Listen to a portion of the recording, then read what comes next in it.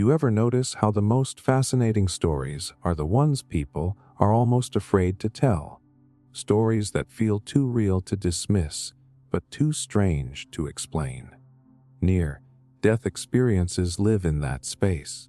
They are not just about floating above a hospital bed or seeing a light at the end of a tunnel. They are about a kind of awareness that science does not quite know what to do with. And maybe that is why so many people who experience them come back with this deep, unshakable conviction that what they saw was more real than life itself. Before we continue, a quick note. Many of you watch our videos but haven't subscribed yet, so please subscribe to our channel Restwise and join our growing community. We'd also love to know where you're watching from and what time it is for you. It's amazing to see how connected we all are. If you enjoy relaxing with philosophy, psychology, and science while drifting into sleep, give this video a like and stay with us on the journey. Now, let's get back to the video.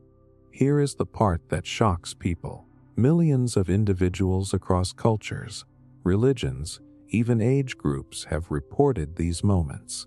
People blind from birth describing vivid landscapes they had no physical way of perceiving. Patients on the operating table recounting conversations that took place in another room while their brain activity flatlined. This is not the kind of thing you can chalk up to hallucinations.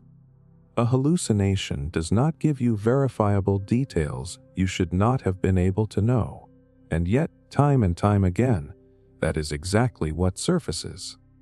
Now, modern neuroscience tries to explain this by pointing to dying brain activity. The argument goes something like this.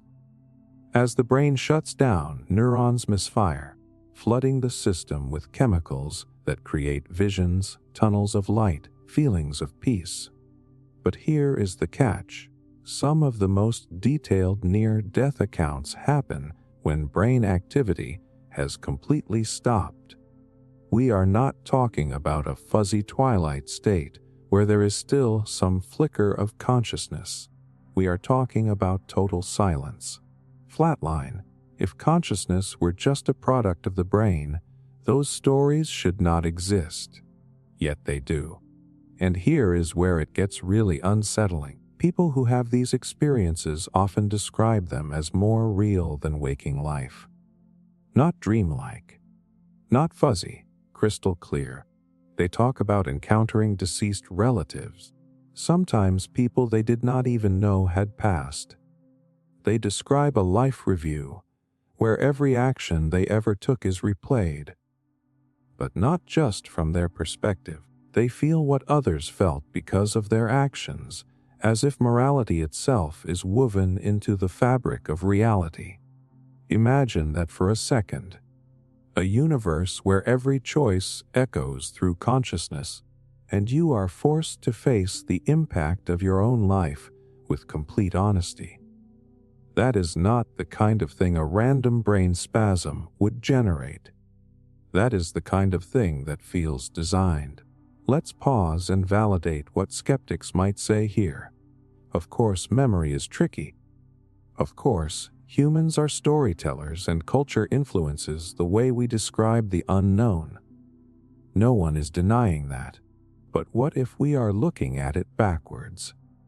What if instead of trying to shrink these experiences down into faulty brain chemistry, we considered the possibility that they are windows into something larger than biology? Not proof, not dogma, but hints.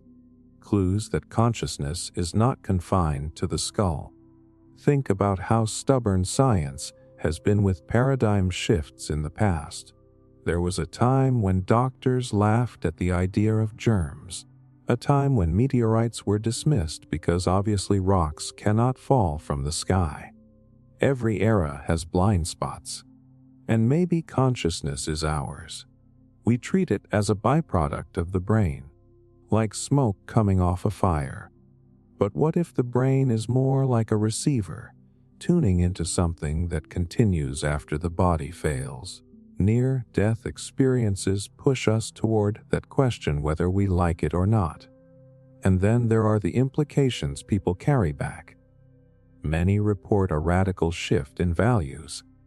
They lose their fear of death. They stop obsessing over material success and start focusing on relationships, compassion, living authentically. One man who had a near-death experience said that afterwards, he could not chase status or money with the same hunger, because once you see the bigger picture, the small games of life feel hollow. That kind of transformation is not just psychological, it is existential. It suggests that brushing against death can awaken us to a dimension of reality we usually ignore. Here is the part that keeps me up at night. If these experiences are even partially true, then our current model of reality is too small.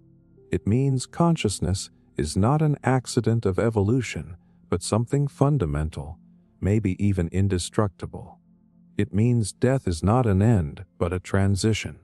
And if that is the case, then all of our assumptions about meaning, morality, even identity are standing on shaky ground.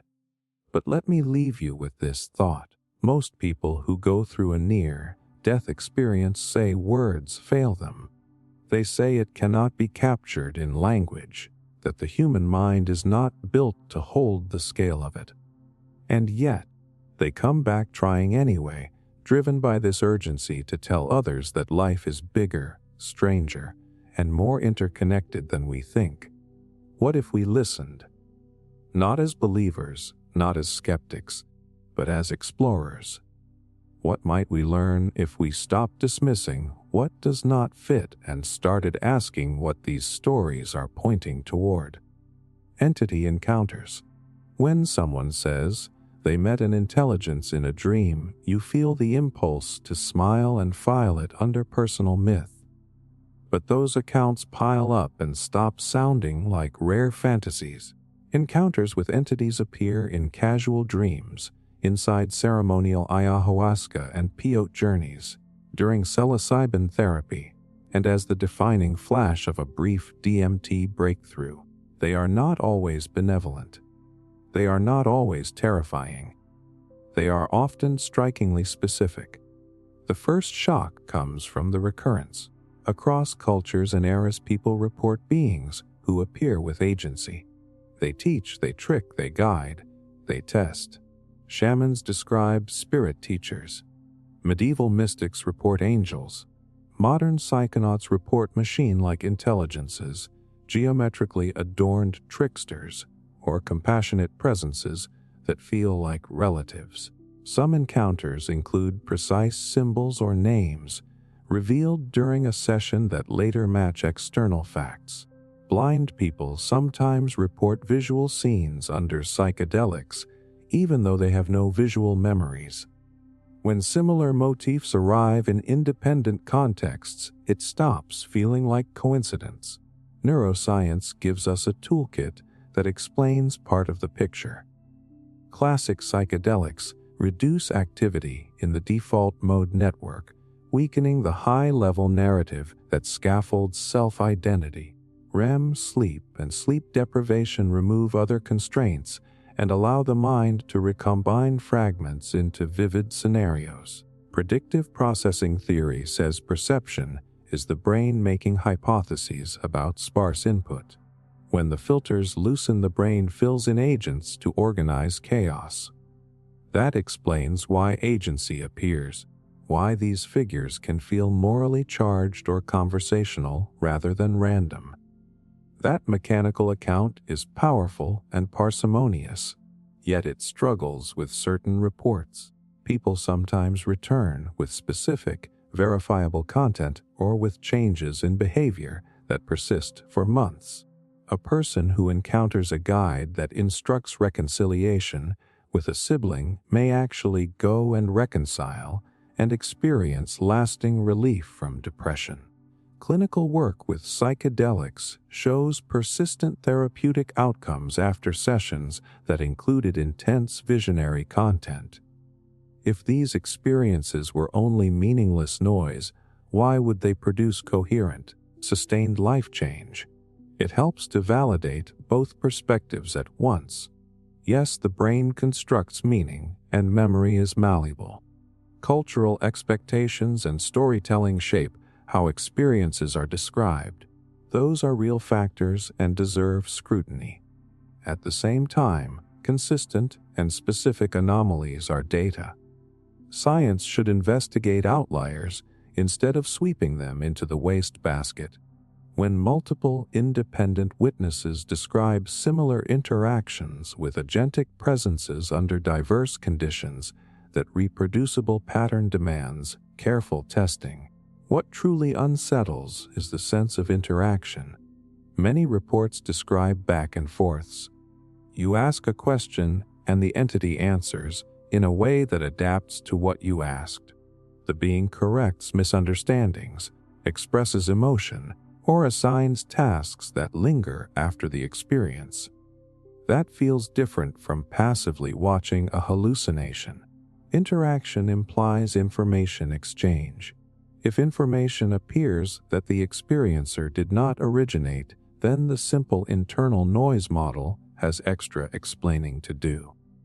That does not prove external beings, but it elevates the mystery from anecdote toward an empirical puzzle. Anthropology and psychology offer frameworks that matter at the point they are needed. Jungian archetypes point to recurring symbolic forms across cultures. Internal family systems and related therapies treat parts of the psyche as agents capable of dialogue and transformation.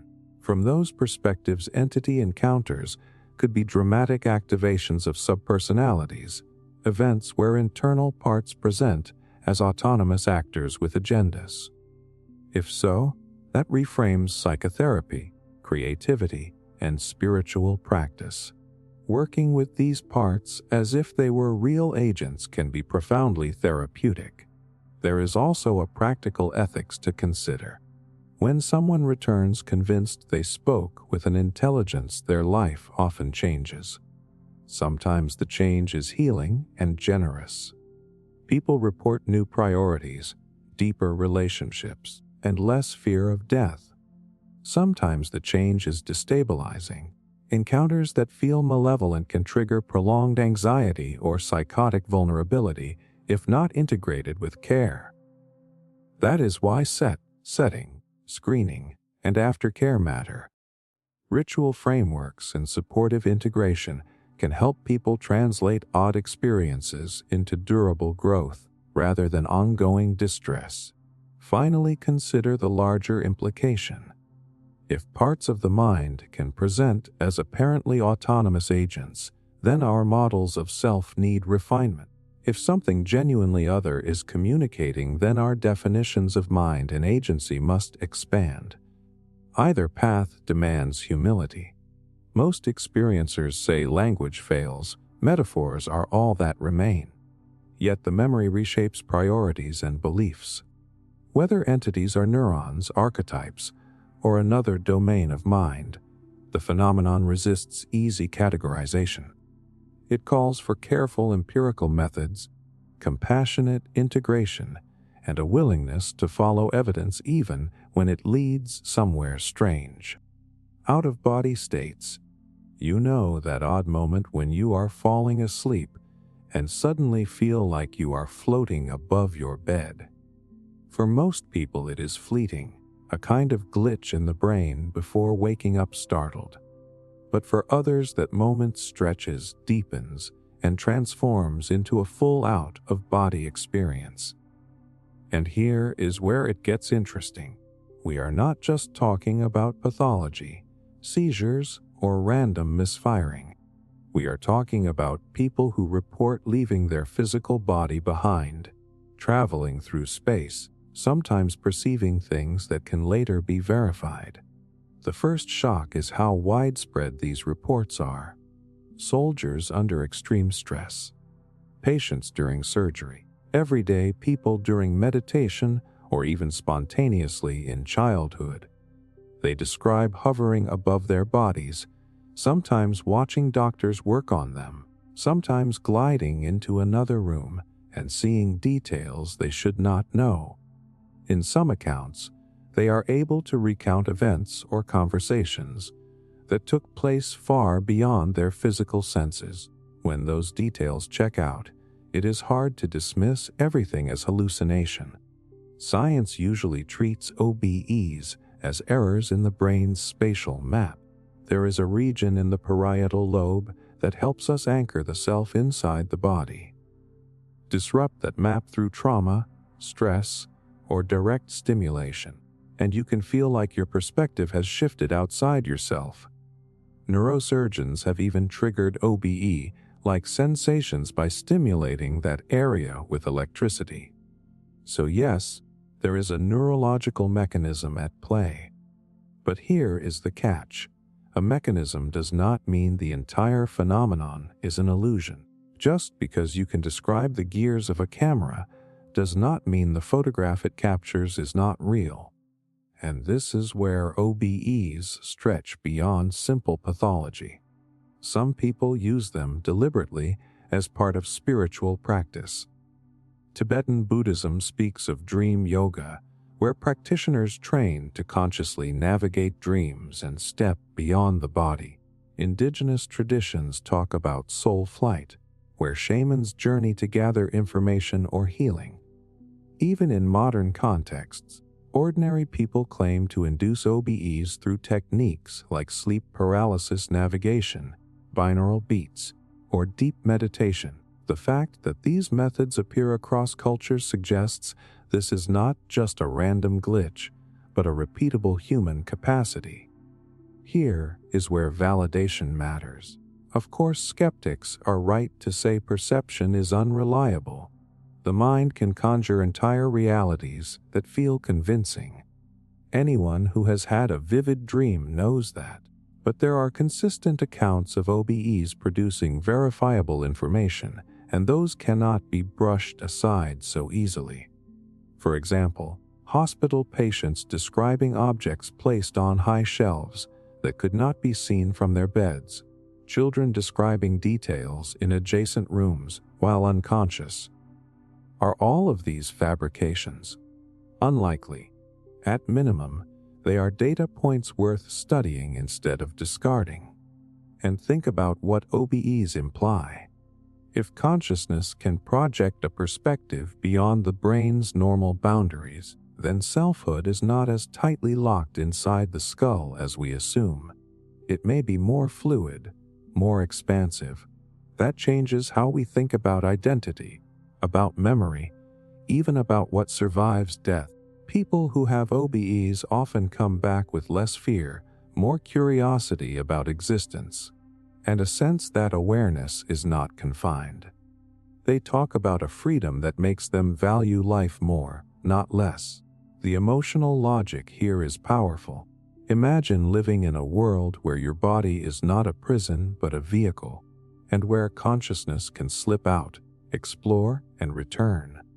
That reframes illness, trauma, and even mortality. Instead of being terrified of the end, you begin to suspect that awareness continues in some form. No wonder so many who experience OBEs change their priorities. They stop obsessing over trivial goals and start asking deeper questions about meaning.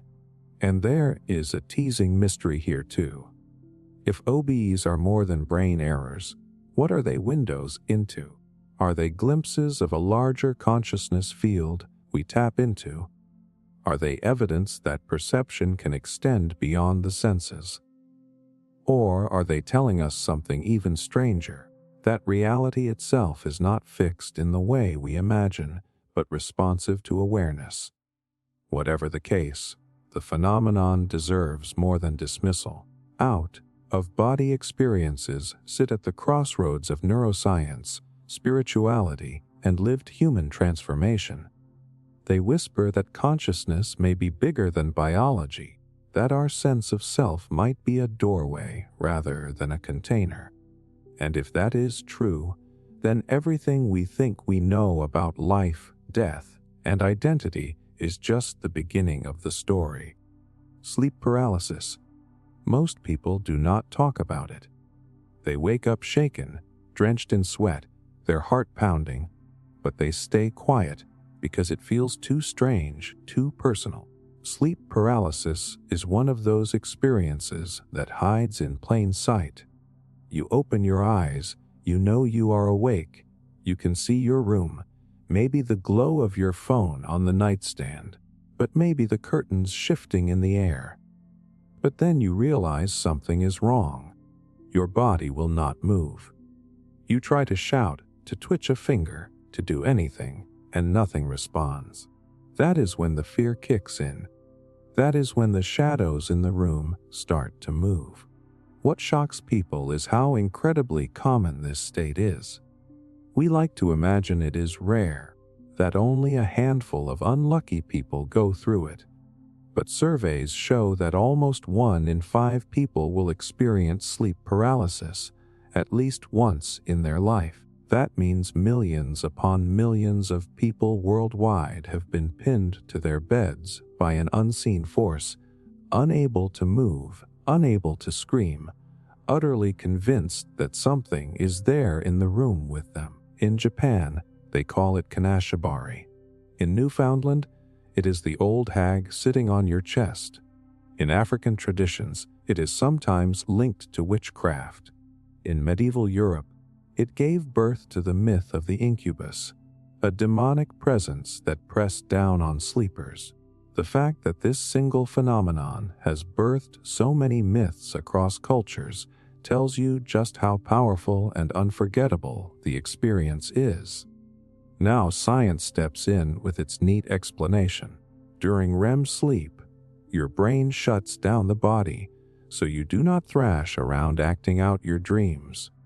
Occasionally you wake up mentally before your body catches up. That is why you are conscious but frozen. The hallucinations, according to neuroscience, are simply dream fragments leaking into waking perception. A shadowy figure here, a vibration there, a crushing sensation in your chest. Case closed, right? But here is the problem. That explanation works mechanically, but it ignores the most unsettling detail. The content is not random. People who have never met, people separated by continents and centuries, describe nearly identical experiences. A dark figure in the corner, a suffocating weight, a malevolent presence that feels sentient, intelligent, aware of you. Why do these archetypes repeat with such eerie precision if this is nothing but noise in the nervous system? Let us validate what skeptics argue, because they are not entirely wrong. Evolution could explain some of it. When you are vulnerable in the dark, your brain is hypersensitive to threats. The sense of a presence could be your survival system on overdrive. The chest pressure could be how your mind interprets the shallow breathing that naturally happens in REM. Those pieces fit. But then comes the part science cannot box in so easily. Some people report that sleep paralysis does not just trap them. It opens a door. Instead of panicking, they learn to lean into the state. And when they do, they shift into lucid dreams or even full blown out of body experiences.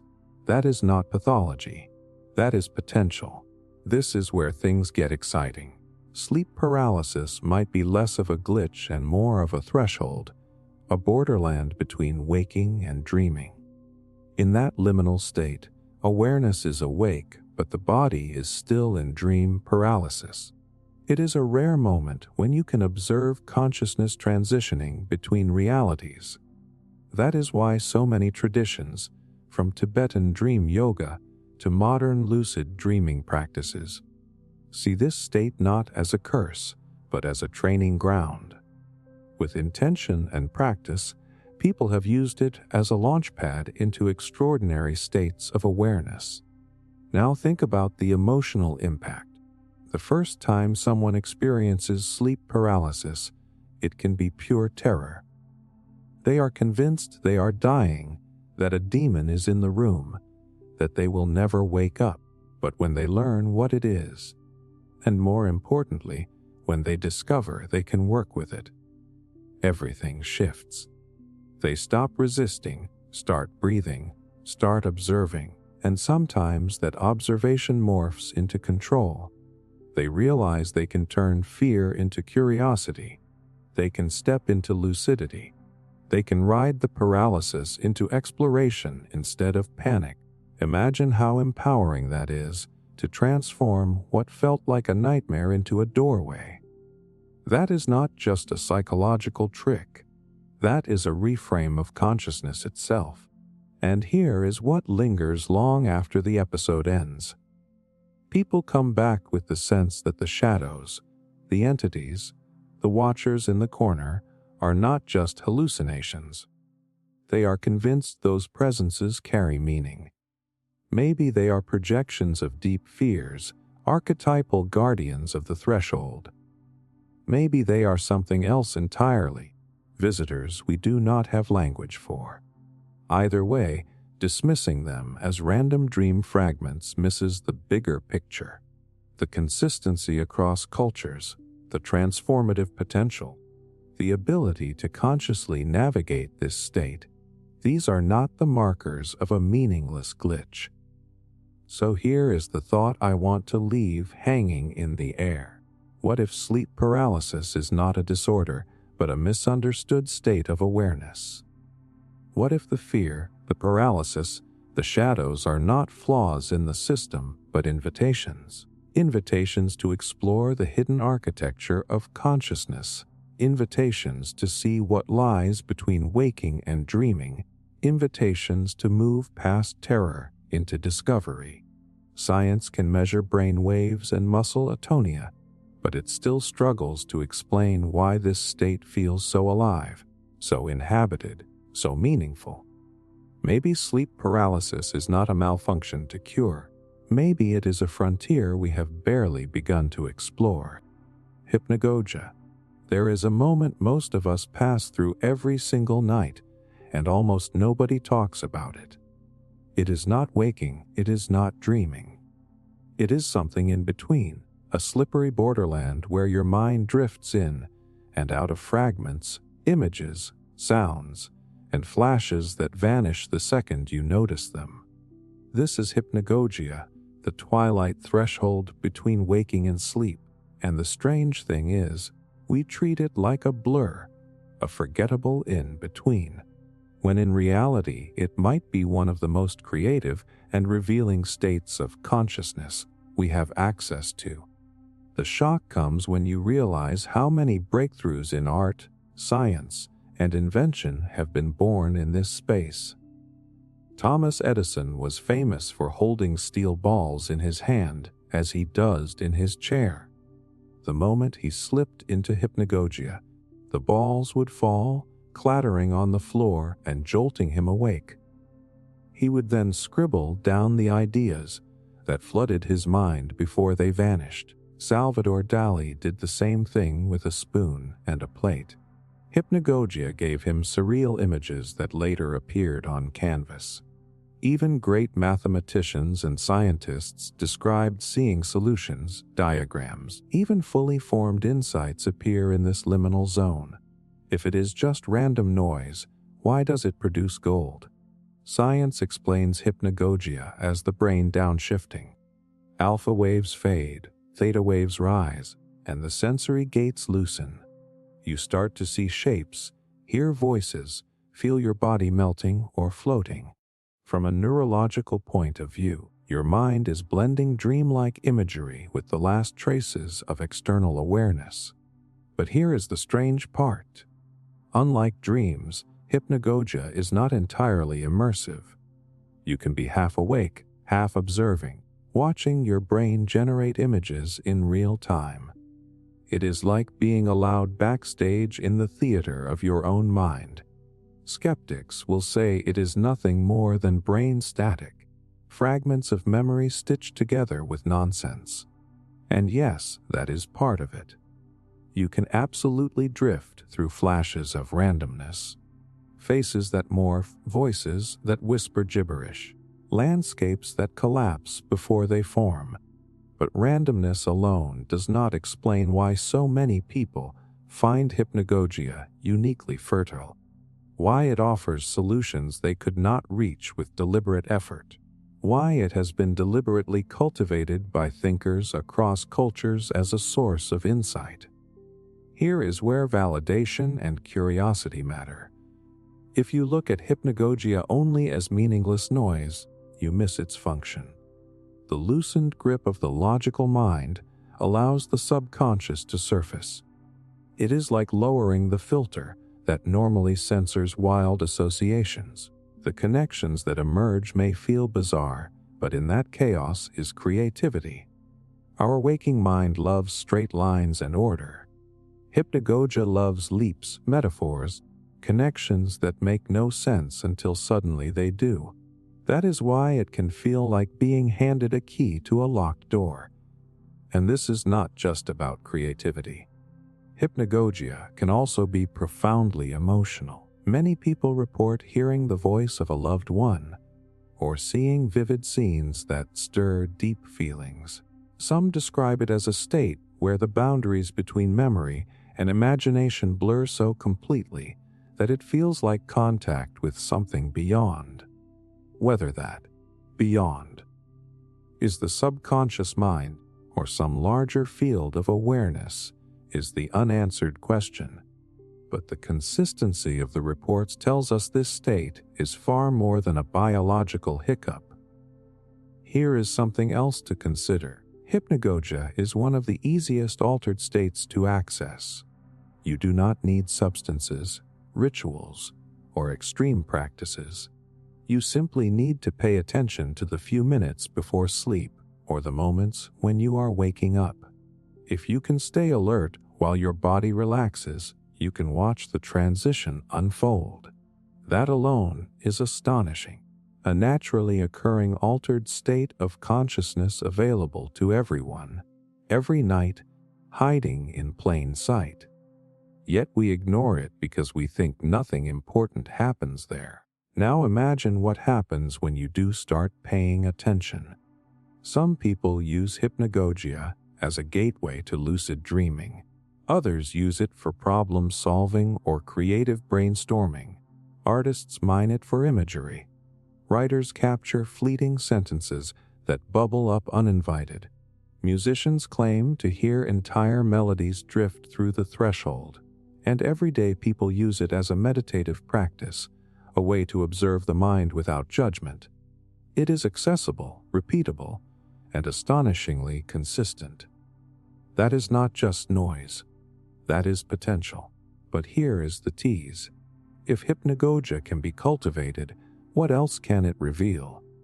Could this threshold state give us insight into how consciousness generates imagery, or how creativity actually works? Could it be a natural portal to other experiences we usually dismiss, like out-of-body sensations, lucid dreams, or even mystical encounters? And what does it mean that some of humanity's greatest insights were harvested from a place we all enter every single night unnoticed? Hypnagogia is not just the blur before sleep. It is a window, a reminder that between waking and dreaming lies a hidden territory of the mind, strange and fertile, waiting for anyone curious enough to linger there. Lucid dreaming. Most people think dreams are random, meaningless flashes of images your brain tosses up while you sleep. But imagine a place where you can explore freely, test ideas, even confront fears, all while fully aware that you are dreaming. That place exists, and it is called lucid dreaming. And here is the crazy part. While the rest of the world treats dreams as mere mental noise, lucid dreamers are quietly using their minds as laboratories, experimenting with consciousness in ways science has barely touched. The first shock comes when you realize just how powerful lucid dreaming can be. People learn to fly to manipulate environments, to summon objects, and even to interact with figures that feel autonomous. Some use it to rehearse real-life skills. Athletes improve performance, musicians practice complex sequences, and surgeons refine techniques, all while their body rests motionless in bed. Experiments have shown that muscles involved in practiced movements can subtly activate even during dreams. This is not fantasy. It is a natural, reproducible state where awareness interacts directly with neuroplasticity. The implications for learning, creativity, and rehabilitation are staggering. Here is where the science tries to catch up. Researchers use EEG and fMRI to track brain activity during lucid dreams. The prefrontal cortex, usually dormant during REM sleep, lights up, giving dreamers self-awareness. They can signal researchers using eye movements to communicate from within a dream. That means consciousness is flexible. Awareness can exist in multiple layers simultaneously, observing a dream, interacting with it, and even altering it. Yet mainstream science barely scratches the surface of what is possible because lucid dreaming is treated as anecdotal, a curiosity, not a tool. Of course, skeptics have a point. Dreams are subjective, memories are fallible, and hallucinations abound. Not every lucid dream yields insight or precision. Some experiences are bizarre, fragmented, or unrepeatable. But that does not negate the fact that this state exists, that it can be induced reliably with practice, and that it can produce consistent cognitive effects. There is a difference between noise and an untapped laboratory. Lucid dreaming sits squarely in the latter category. The emotional weight of lucid dreaming is another angle. People often report facing fears and trauma within dreams in ways impossible while awake. Nightmares become controlled scenarios where dreamers confront terrifying figures, explore threatening spaces, and ultimately neutralize the fear. Psychological research has started to support this. Regular lucid dreamers show reduced nightmare frequency, decreased anxiety, and even measurable improvements in emotional regulation. Imagine having a safe space where the mind can safely simulate worst-case scenarios and practice mastery. That is therapy with no therapist, but with profound effects. Lucid dreaming also opens doors for creativity and exploration.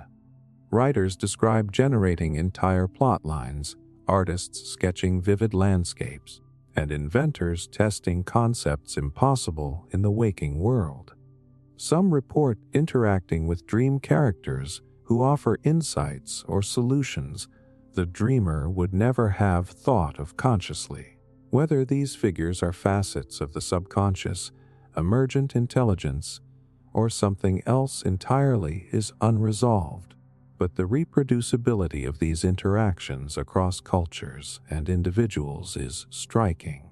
People have tapped solutions to complex problems they could not solve awake. Proving the mind in lucid dreaming is not merely passive. Now think about the implications for consciousness itself. In this state, awareness can observe itself, manipulate internal reality, and experiment without external consequences. It is a laboratory where the laws of physics bend, yet cognition, memory, and perception remain intact. This challenges the notion that consciousness is tied solely to the physical body or waking environment. If awareness can learn, adapt, and explore in dreams, what else might it be capable of beyond the limits we assume? And here comes the tease. Lucid dreaming is often dismissed as a party trick, an oddity of sleep. But if we take it seriously, it becomes a tool for self-exploration, skill-building, problem-solving, and even spiritual inquiry. Every night, our minds create a universe we can step into consciously. Every dream is a chance to practice being more aware, to engage with subconscious intelligence, and to test the architecture of our own perception. Yet most people leave this laboratory closed, ignoring the extraordinary potential lying in the moments between sleep and wakefulness.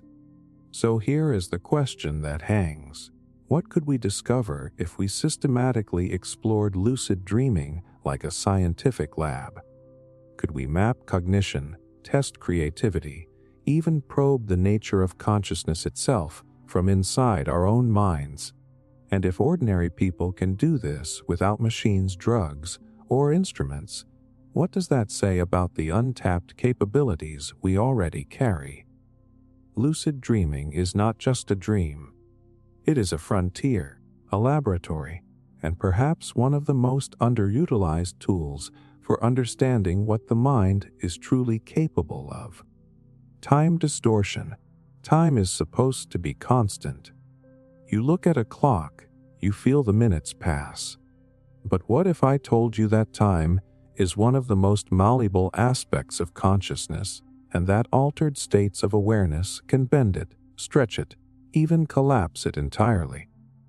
People in meditation, lucid dreaming, deep hypnosis, psychedelics, or near-death states often report hours passing in what feels like seconds, or moments stretching out into eternity. And here is the shocking part. The brain itself cannot fully account for these distortions. The first thing that hits people is how vivid these experiences can be. A person in a psychedelic ceremony may enter what feels like a timeless realm, where every detail is intensely amplified. Colors glow, sounds expand, and emotions stretch across landscapes of consciousness. Someone meditating for 30 minutes may emerge describing experiences that felt like an entire day, while those in near-death experiences report a life review in a heartbeat, where every memory, every action, every consequence floods awareness in a single instant. These are not vague impressions. They are detailed, immersive, emotionally charged, and life-changing. Neuroscience offers some explanations. The brain constructs time using multiple neural circuits. The basal ganglia, the cerebellum, and the prefrontal cortex all work together to track duration and sequence. Disruptions in these circuits, whether through chemical modulation in psychedelics, sensory deprivation, or altered brain activity during REM sleep or trauma, can create the sense that time is dilated or compressed. But here is the catch. Even with these mechanisms, no lab can fully recreate the subjective intensity of these distortions. Hours can feel like seconds, seconds like hours, and consciousness seems to operate on a different scale than physical reality. Something about perception itself bends. Skeptics will argue that this is nothing more than a trick of the brain. Sure, dopamine, serotonin, and glutamate fluctuate. Sure, attention and memory shape our sense of duration. But if it were purely chemical or cognitive, why do these distortions carry consistent patterns across people, cultures, and substances? Why does deep meditation produce a timeless stillness that feels radically different from psychedelics, yet is described with the same language of expansiveness and eternity? Why do near-death experiencers recount temporal collapse in ways that match no normal waking experience? There is a reproducibility to the anomaly that defies simple dismissal. Let us validate both sides. Yes, the brain is a machine capable of bending perception. Yes, memory can deceive. But altered states reveal that subjective time is flexible, not fixed. And this flexibility has consequences. People often report that when time stretches or collapses, they gain clarity. In a life review, decades of choices can be understood in an instant. In meditation, fleeting awareness of a single breath can feel infinite, giving insight into impermanence and interconnectedness. In psychedelic journeys, minutes can become lifetimes, forcing the mind to confront self, fear, joy and creation on a scale that is impossible in ordinary perception. The emotional truth is remarkable. Time distortion changes the way people relate to life. Those who have spent hours in what felt like seconds often emerge with new priorities, new patience, new perspectives. They report reduced fear of death, less obsession with schedules and deadlines, and a deeper appreciation for the present. In a world that constantly pressures us to measure, track, and quantify every moment, altered states offer a radical alternative: the ability to inhabit experience fully without the tyranny of clock time. Consider the practical applications. Lucid dreamers use time dilation to explore skills and scenarios that would take months or years in waking life. Psychedelic-assisted therapy allows patients to process trauma as though they had years of insight in a single session. Meditation teaches practitioners to slow perception, giving them tools to respond to stress, regulate emotion, and cultivate clarity in daily life. Time distortion is not a curiosity. It is a tool, a window into how the mind organizes reality, and potentially a method to expand human potential. And here comes the tease. If subjective time can be stretched, collapsed, and manipulated, what does that say about the reality we inhabit while awake? Are clocks measuring objective reality, or are they only tracking a thin layer of experience? Could consciousness exist on scales that we cannot normally perceive, slipping between moments, expanding awareness across durations our bodies cannot keep? And if altered states can teach us to navigate this temporal flexibility, what might we learn about memory, learning, creativity, and even the essence of life itself? Time distortion in altered states forces us to question everything we take for granted about the present, the past, and the future. It is both terrifying and exhilarating. Hours can collapse, seconds can stretch, and in that malleability, we see the mind itself as fluid, dynamic, and astonishingly powerful. Science may measure neurons and neurotransmitters, but the lived experience tells us there is far more to understand. The subjective world of time is a frontier, and anyone who steps into meditation, lucid dreaming, psychedelics, or other altered states finds themselves in an entirely different dimension of reality, one where the rules we take for granted simply do not apply. Psychedelic Oceanic states. You know that feeling when you look at the night sky and suddenly the world feels impossibly vast, like every worry, every boundary, every rule you've been following just dissolves into something bigger. Psychedelics can create that feeling, but amplified, immersive, and profoundly transformative. Researchers often call it oceanic boundlessness, and it is one of the most remarkable, least understood experiences human beings can have. People report losing the sense of self, merging with the universe, or feeling a profound interconnectedness that defies words. It is beautiful, disorienting, sometimes terrifying, and yet it leaves an indelible mark on consciousness. Here is what shocks people. Psychedelics like psilocybin, LSD, and DMT do more than produce colorful hallucinations. They can temporarily dissolve the boundaries of selfhood. People describe the ego not simply quieting but evaporating entirely. There is no I, separate from everything else. Time may collapse, space may distort, and suddenly your awareness feels limitless. Some describe it as merging with the universe, merging with a sense of love, energy, or intelligence that seems vast, eternal, and impossibly alive. And yet this is not an abstract hallucination. The experience is intense, precise, and real in the felt sense. It stays with you.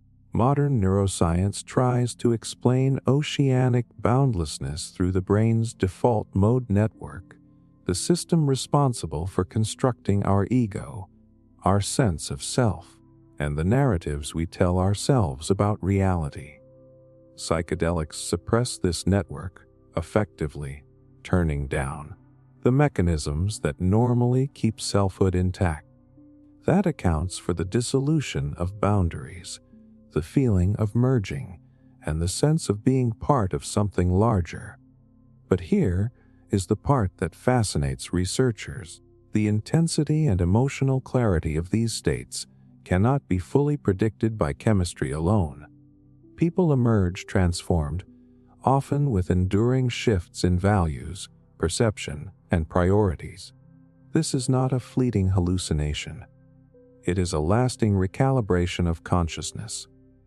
Skeptics are quick to say it is just the brain misfiring, neurons overwhelmed, the cortex in chaos. That is true to some degree. But consider this.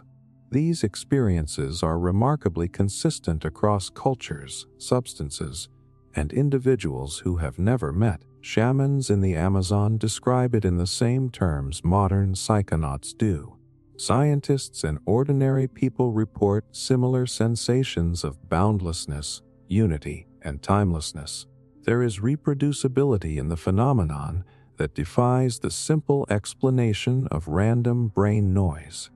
And then comes the human side of it. People who experience oceanic boundlessness often report life-altering shifts. Fear of death diminishes dramatically. Priorities change. Compassion deepens. Someone who was anxious, selfish, or rigid may emerge more patient, more curious, and more connected to others. Studies have shown that even a single psychedelic session producing oceanic boundlessness can lead to measurable increases in openness, creativity, and well-being that last months or even years. That is more than neuroscience. That is evidence that consciousness has capacities far beyond what we normally inhabit. Think about what it means to temporarily dissolve your ego and feel at one with existence. For most of life, we are trapped in a tiny bubble of identity, worried about ourselves, schedules, reputation. But oceanic boundlessness removes that bubble entirely. You feel yourself as the ocean, the universe, the air, the energy moving through everything. Boundaries between me and other vanish. It is intoxicating. It is awe-inspiring. And it is almost entirely ignored by mainstream science, relegated to fringe studies or dismissed as subjective curiosity. Yet it may be one of the clearest glimpses we can have into the true flexibility of consciousness. Here is where the tease comes in. If the brain can dissolve the ego so completely, even temporarily, what does that say about the nature of self? If oceanic boundlessness produces lasting changes in perception and behavior, could we learn to integrate that expansiveness into waking life? Could we train our minds to access these states without drugs, or use them to better understand consciousness, morality, creativity, and the universe itself? And if the experience is real, reproducible, and transformative, then what else is waiting for us in the hidden architecture of the mind? Oceanic boundlessness is not simply a psychedelic high. It is a profound, universal, and underexplored aspect of consciousness. It teaches us that selfhood is not fixed, that awareness is fluid, and that there are dimensions of experience our daily lives rarely touch. Science may explain part of it through brain networks and chemistry, but the lived reality hints at something far larger, the possibility that consciousness itself is boundless, intimate, and interconnected in ways we are only beginning to glimpse. States of awe. Have you ever stood at the edge of a canyon, stared at a night sky full of stars, or watched a thunderstorm roll across a mountain range and felt something shift inside you? That sudden catch in the chest, the sense that you are tiny and yet somehow connected to everything. That is awe. and it is not just a fleeting feeling. In certain moments, awe can induce mystical or peak states of consciousness, opening doors to experiences that science is only beginning to understand. The shock comes when you realize how profound these experiences can be. People across cultures and ages report sudden dissolutions of the self, feelings of unity with nature or the cosmos, and deep encounters with the sacred. Time may stretch, perceptions may heighten, and the boundary between self and world often blurs entirely. These states are sometimes brief, a few seconds, a few minutes, but they can leave lifelong impressions, shifting how someone understands life, morality, and meaning. And here is the remarkable part: awe does this naturally, without drugs, rituals, or elaborate practices. A glimpse, a sound, a sight, a moment, and suddenly consciousness is transformed. Science has started to investigate why awe has such power. Neuroscientists and psychologists suggest that awe triggers a sense of vastness combined with a need for accommodation. The mind struggles to fit the experience into its current understanding. Brain regions associated with self-processing, like the medial prefrontal cortex, show decreased activity during peak awe, which corresponds to a reduction in ego-centered thought. The parietal cortex, responsible for mapping spatial awareness and body boundaries, also changes its activity, making the boundary between self and environment feel fluid. In other words, awe temporarily rewires how the brain constructs selfhood. Skeptics will say it is just perception and emotion hijacking the brain. That, yes, a massive waterfall, or an aurora borealis, or a stirring piece of music simply overwhelms attention and dopamine systems. And that is true. But what cannot be easily dismissed is the consistency of reports. People describe similar feelings of transcendence, timelessness, and interconnectedness across cultures and eras. Philosophers, mystics, poets, and ordinary humans alike report a collapse of the individual ego into a sense of unity that profoundly alters perception and behavior. It is reproducible without drugs, without hypnosis, simply through experiences of awe. That consistency points to something real and fundamental in human consciousness. And here is where it gets emotionally powerful. Peak awe experiences often produce lasting transformation. People report reduced self-centeredness, increased generosity, more curiosity, and a shift in priorities toward experiences over possessions. Even brief encounters with awe can restructure values, making daily life feel richer, relationships deeper, and existence itself more meaningful. Some studies suggest that repeated exposure to awe can lower stress, improve mental health, and enhance overall well-being. It is not just a nice feeling. It is a state of consciousness with measurable effects. What is striking is how accessible it is. You do not need a monastery or a desert or psychedelic substances. Awe lurks everywhere: in the first snowfall, in a child's laughter, in the sheer scale of human achievement. It can be cultivated intentionally through contemplative practices, nature immersion, or reflective exercises. And when it is cultivated, the potential for mystical insight or peak experiences increases. People report that these moments give them clarity about their purpose, a sense of connection with life itself, and even insight into existential questions that feel ineffable during normal waking states. The tease lies in the larger implications. If simple experiences of awe can temporarily dissolve the ego and open consciousness to boundless perception, what does that say about the architecture of the mind? Could awe be a natural, built-in gateway to mystical experience, a tool that evolution embedded in us for growth, learning, and connection? If states induced by awe reshape values, reduce fear, and increase well-being, why are they not studied more seriously? And what else might be hidden in everyday perception, waiting for us to notice, to open the door to the extraordinary without even realizing it? Mystical or peak states induced by awe show us that consciousness is not rigid or limited. It can expand, it can dissolve, it can merge with the world in ways that transform our sense of self, our priorities, and our very experience of reality. Science can track brain activity, attention, and emotion, but the lived experience hints at something larger. That moments of awe may be one of the most natural, accessible, and powerful ways humans can glimpse the vast, interconnected nature of consciousness itself. Shamanic journeying.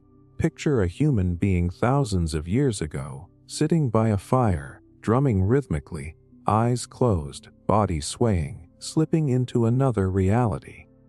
This is not fantasy.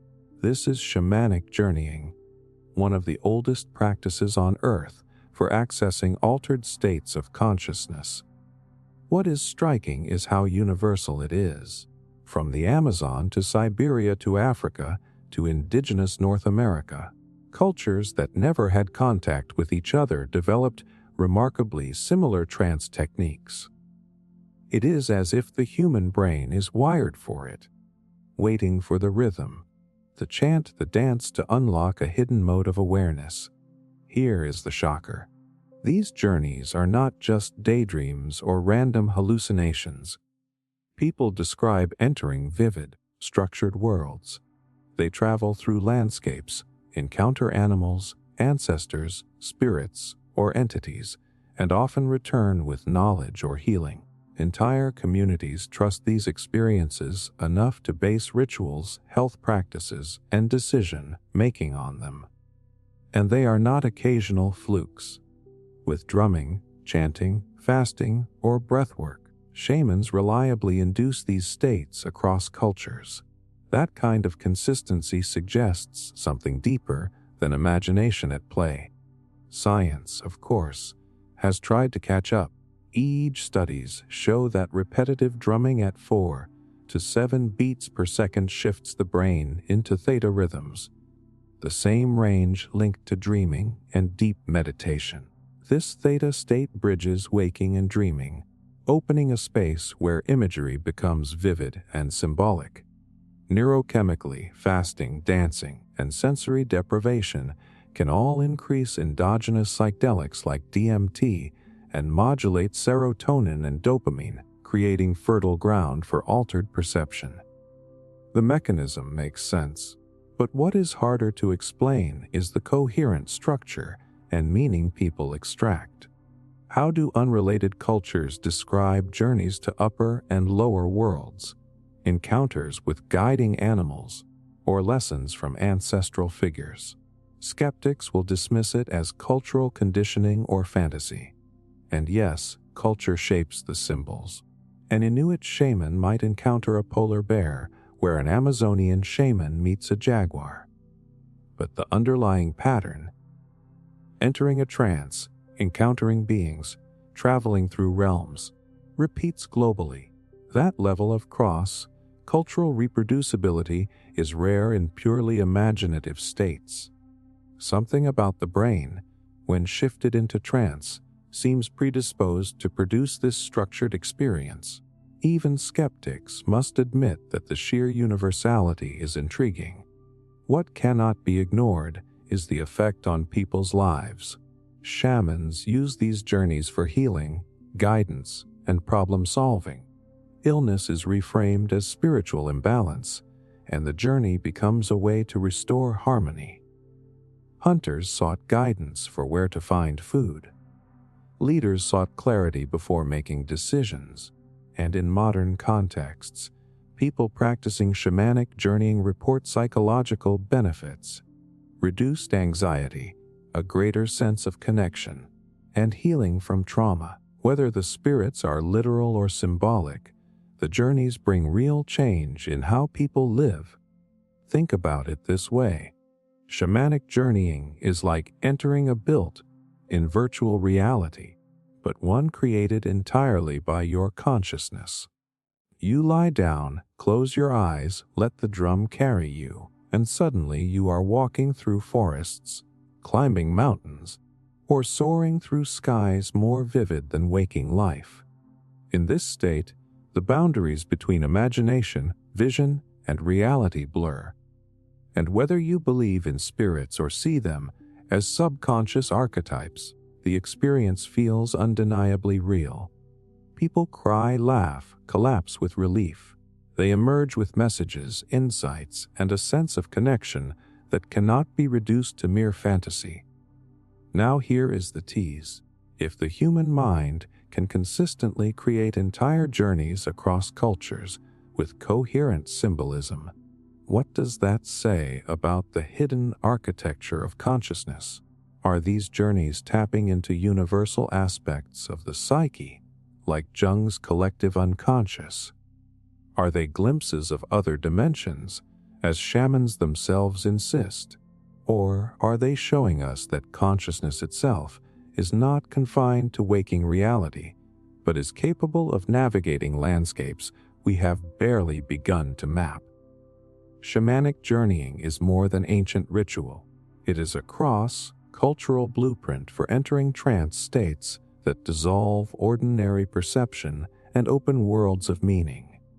Science can measure the brain rhythms and neurotransmitters, but the lived experience points to something larger. The human mind may be equipped with its own inner worlds, waiting to be explored. For tens of thousands of years, shamans have walked those worlds. Maybe it is time we stopped dismissing them as superstition and started recognizing them as a forgotten doorway into the vastness of consciousness itself. Yogic Samadhi. Most states of consciousness we talk about still involve movement. Thoughts racing, emotions shifting, images flashing. Samadhi is different. It is the still point yogic traditions describe, where even the subtlest ripples of mind dissolve. Not silence in the sense of nothing happening, but silence as in everything finally becoming clear, whole, complete. Yogis say this is not simply relaxation or focus. It is absorption that carries awareness beyond the usual boundaries of self and thought. The shocking part is how far this can go. Practitioners describe layers of samadhi. In the beginning, there is absorption with form, a mantra, a breath, an inner light. Concentration narrows so fully that everything else falls away. Deeper still, even the object of focus vanishes, leaving pure awareness aware only of itself. At the highest levels, there is no sense of I at all. Breathing slows, bodily awareness fades, time collapses. In some accounts, the body appears asleep, yet consciousness is utterly awake. These descriptions are not casual metaphors. They are consistent reports across centuries, across lineages, and across cultures that later encountered yoga. Science has begun to peek at this. Studies on advanced meditators show unusual patterns, gamma synchrony across the brain, coherence between regions that normally compete, even measurable slowing of metabolism and respiration. In rare cases, practitioners show EEG signatures resembling deep sleep while reporting complete awareness. This is a paradox in Western terms. How can someone be both deeply unconscious and fully conscious at the same time? Samadhi challenges the binary categories of wake, dream, and sleep, revealing something more fluid and mysterious in the architecture of awareness. Skeptics, of course, will say it is just extreme concentration. And in one sense, they are right. The method is concentration. Relentless, disciplined, sustained. But what makes Samadhi stand out is that the subjective reports are not about sharper thinking or heightened alertness. They are about transcending thought altogether. If this were only imagination or cultural suggestion, you would expect wildly inconsistent reports. Instead, we hear the same core themes: timelessness, dissolution of ego, profound bliss, and a sense of touching something ultimate. Even when stripped of religious language, practitioners describe samadhi as contact with reality unfiltered. And here is where it hits emotionally. People who touch this state often undergo permanent shifts.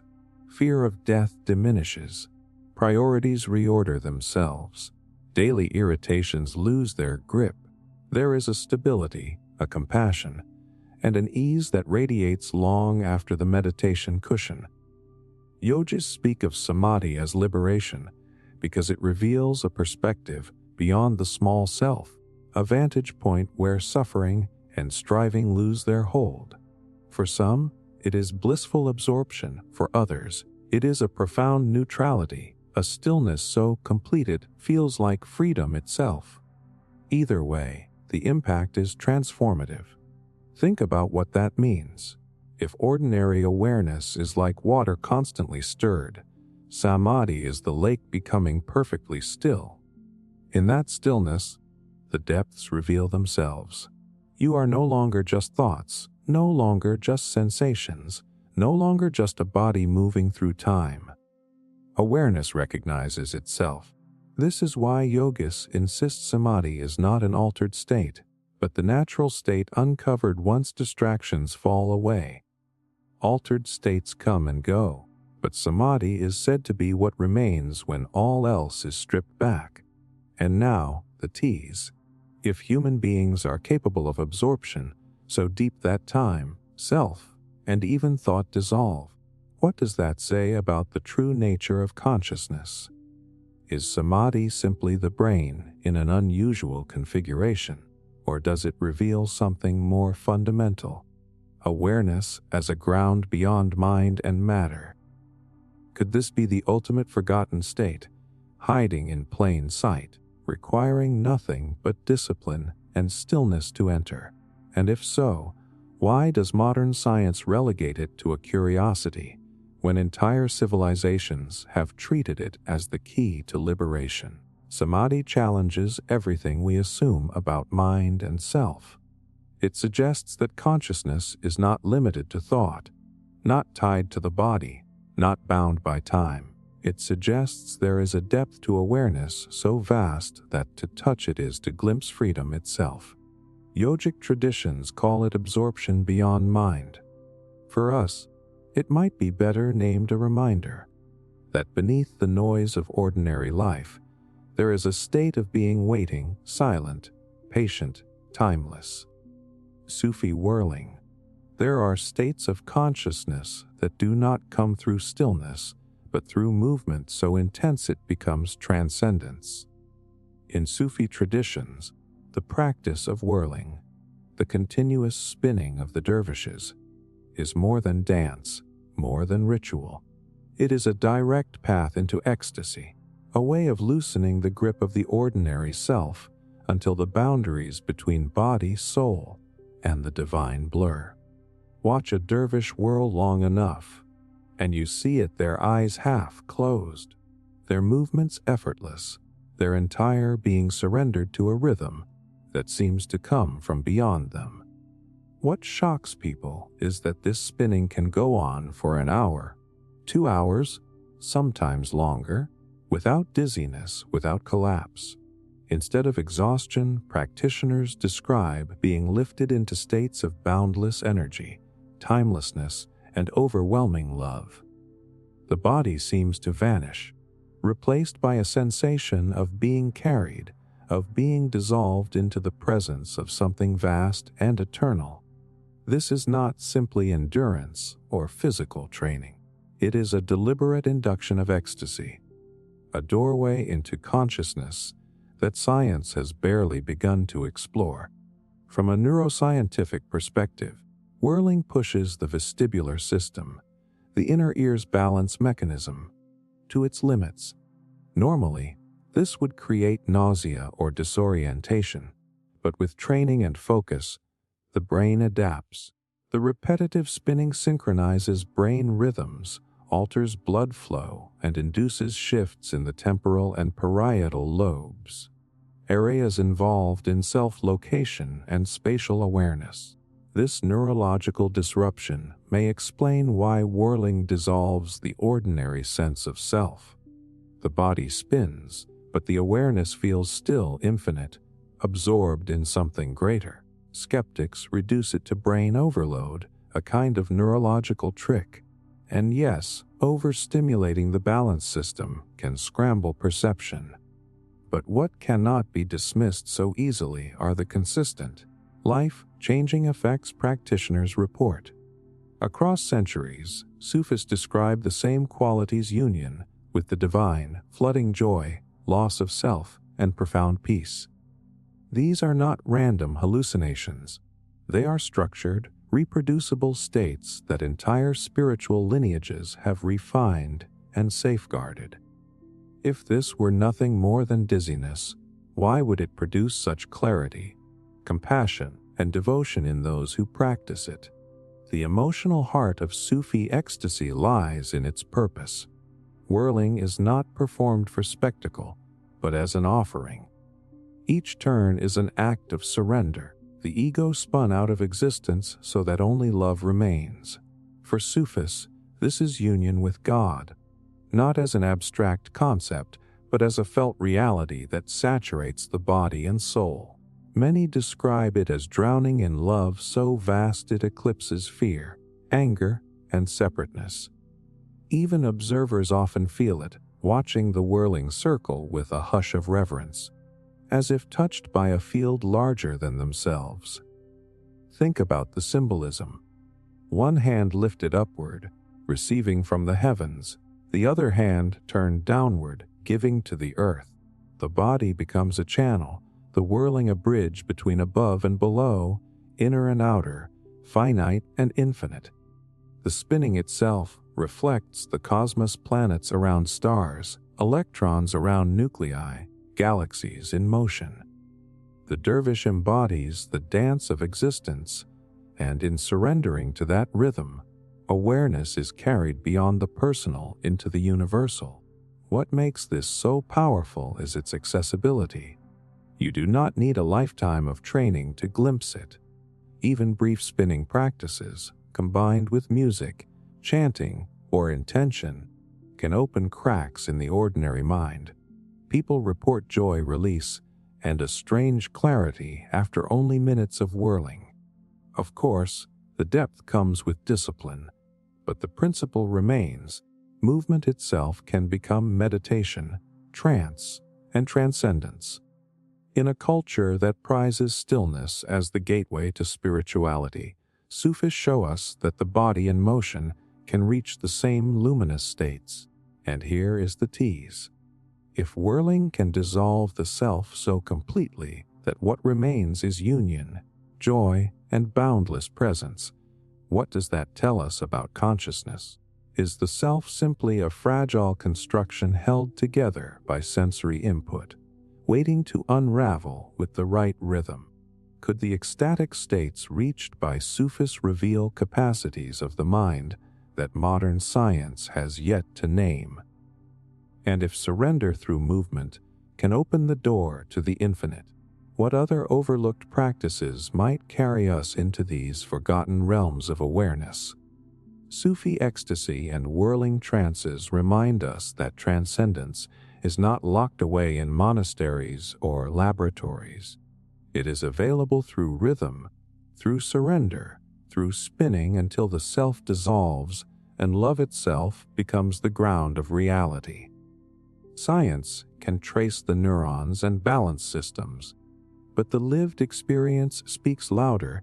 There is a doorway inside the dance, and those who whirl step straight through it into the mystery beyond mind.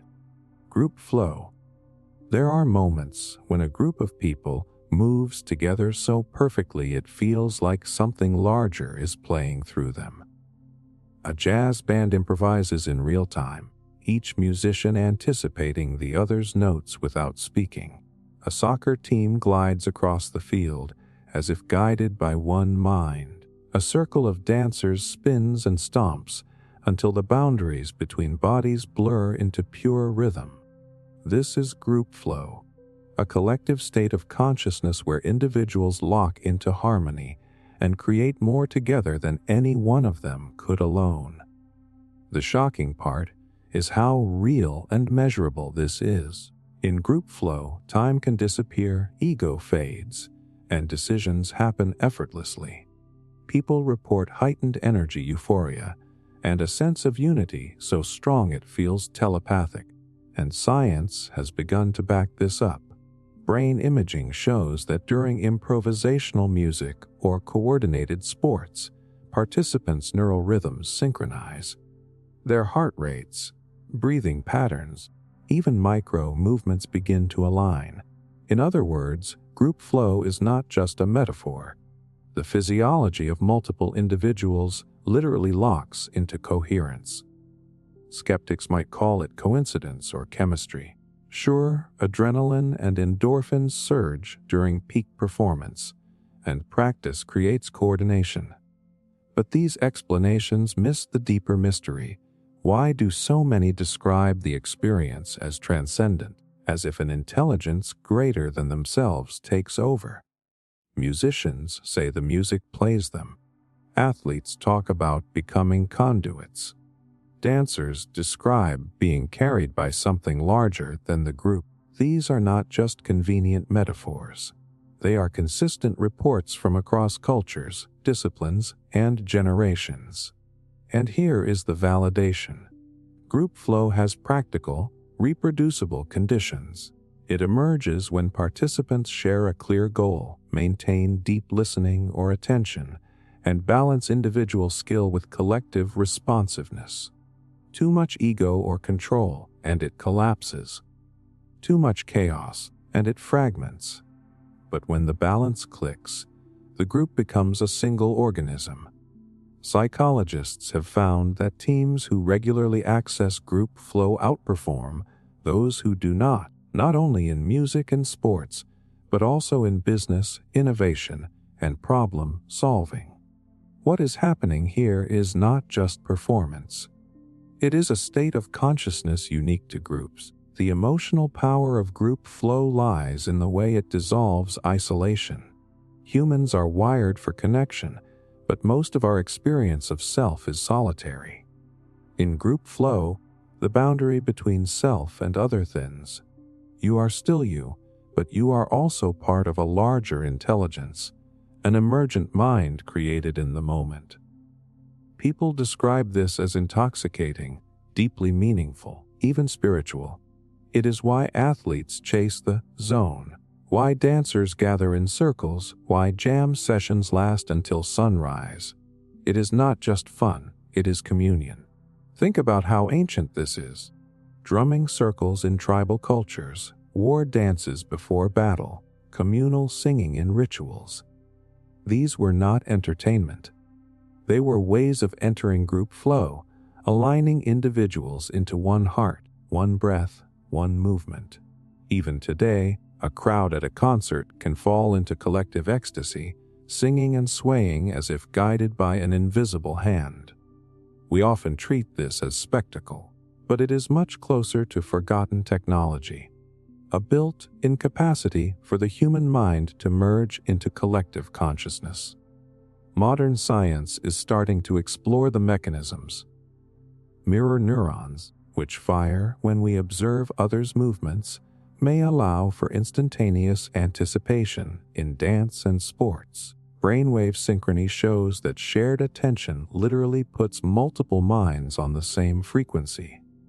And chemistry plays a role too. Oxytocin, the bonding hormone, surges during group synchronization, amplifying trust and connection. The more we study it, the clearer it becomes. Group flow is a natural, repeatable, physiological reality. But the subjective dimension, the feeling of being carried by something larger, still escapes explanation. And now the tease. If individuals can merge into a larger consciousness, what does that imply about the nature of awareness?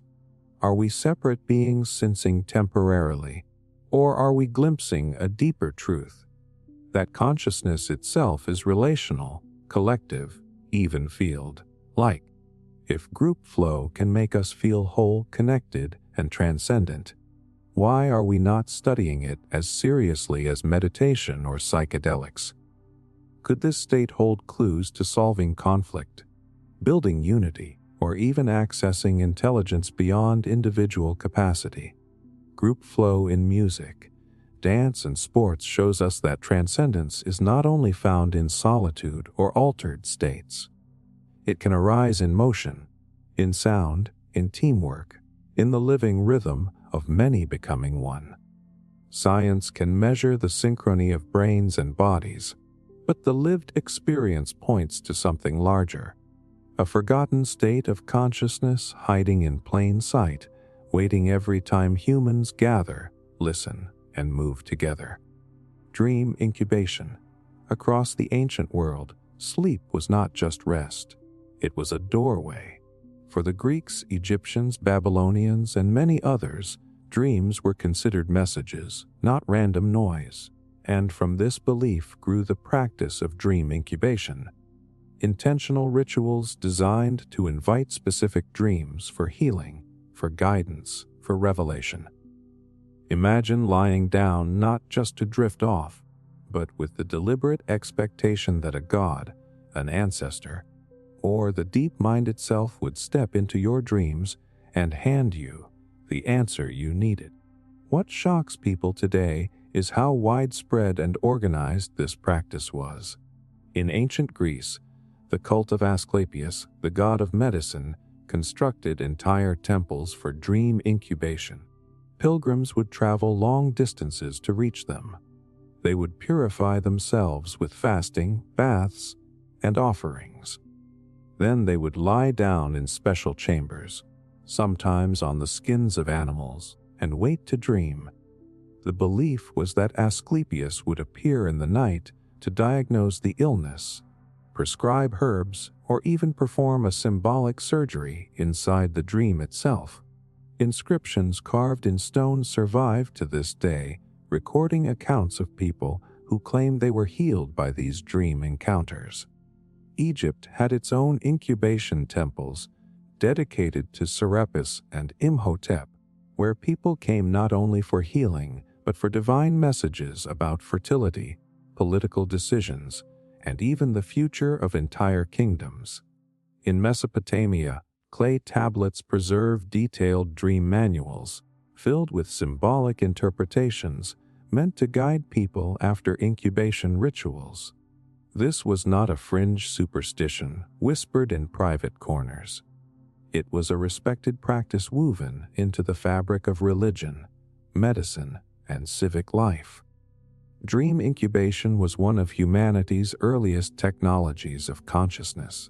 Now here is where modern minds begin to dismiss it.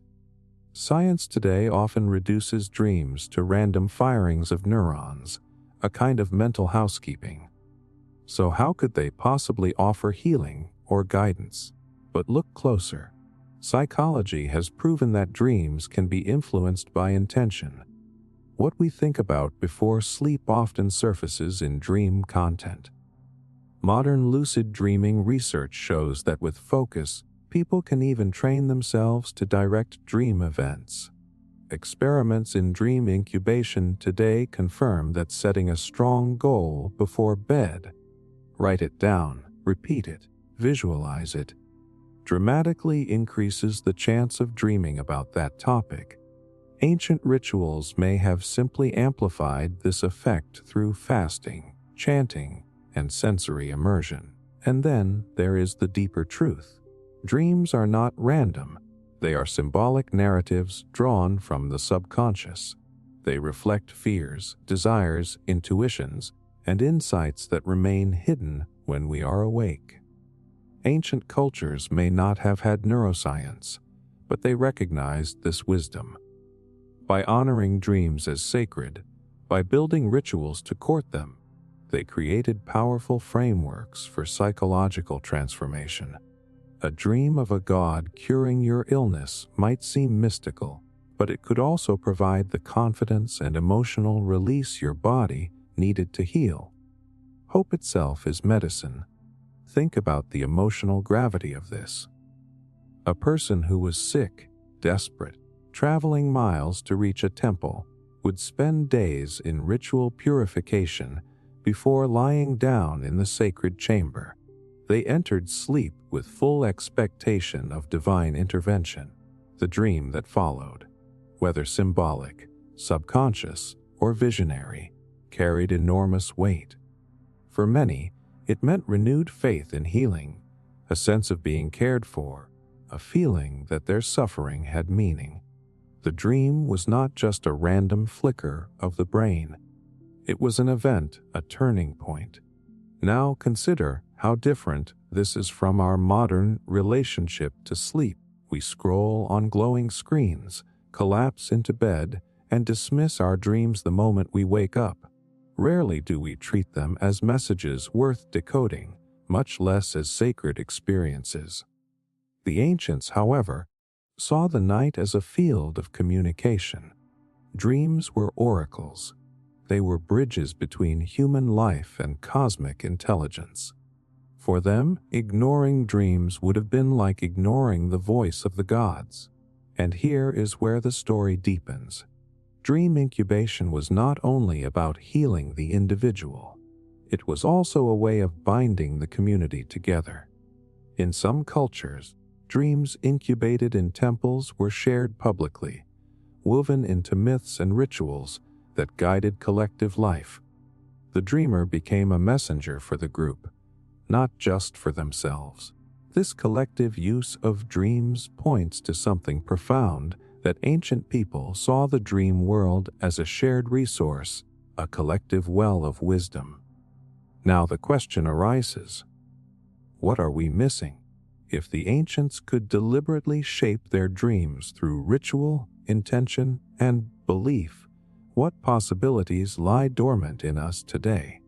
Could dream incubation be revived not as superstition, but as a psychological tool, a method of accessing creativity, self-insight, or even intuition about problems we cannot solve while awake?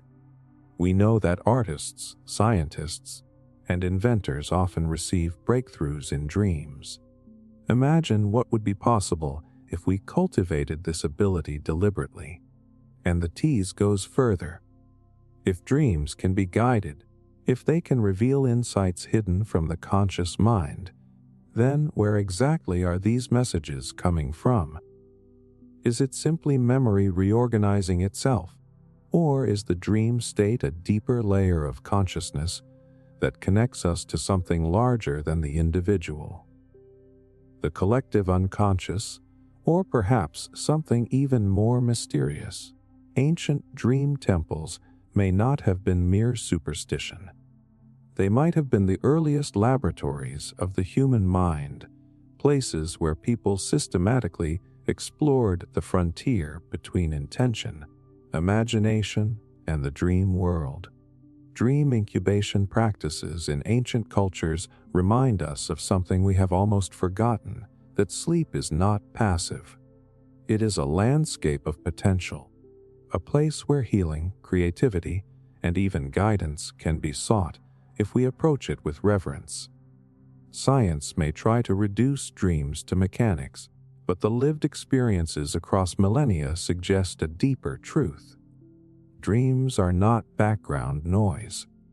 They are portals, and incubation was humanity's first attempt to step through them deliberately. Vision quests. Not all journeys take place across mountains or deserts. Some of the most important happen inside the mind. Across indigenous cultures in North America and beyond, there is a practice known as the vision quest. It is not entertainment, not a weekend retreat, but a rite of passage. A young person leaves the village, often fasting alone in the wilderness, stripped of comforts, waiting for a dream or vision that reveals their purpose. In that moment of isolation and surrender, consciousness itself becomes the teacher. The vision quest is less about surviving the wilderness and more about surviving the encounter with your own mind. What shocks most people is just how extreme this initiation can be. Fasting for days weakens the body, stripping away the ordinary anchors of appetite and comfort. Loneliness amplifies fear. Sleep deprivation sometimes blurs the line between waking and dreaming. In this raw, fragile state, people often report vivid visions, animals speaking with human voices, ancestors appearing with messages, or overwhelming sensations of unity with the natural world. For the modern skeptic, it sounds like starvation-induced hallucination. But for those who undergo it, the visions are life-altering. They return with a renewed sense of identity, of belonging, of clarity about their place in the community. This is not accidental. It is by design. The psychology of it is fascinating. Take away food, familiar company, and the rhythm of ordinary life, and the brain enters altered states. Fasting shifts body chemistry. Isolation heightens suggestibility and inner awareness. Sleep disruption blurs thresholds of consciousness. These mechanisms open the door to visionary experiences. But here is the deeper point: ancient cultures did not see these visions as random brain noise. They saw them as guidance from the spirit world, from ancestors, or from the land itself. The quest was not about creating a vision. It was about receiving one. The difference matters, and modern research supports the idea that these states have real transformative power.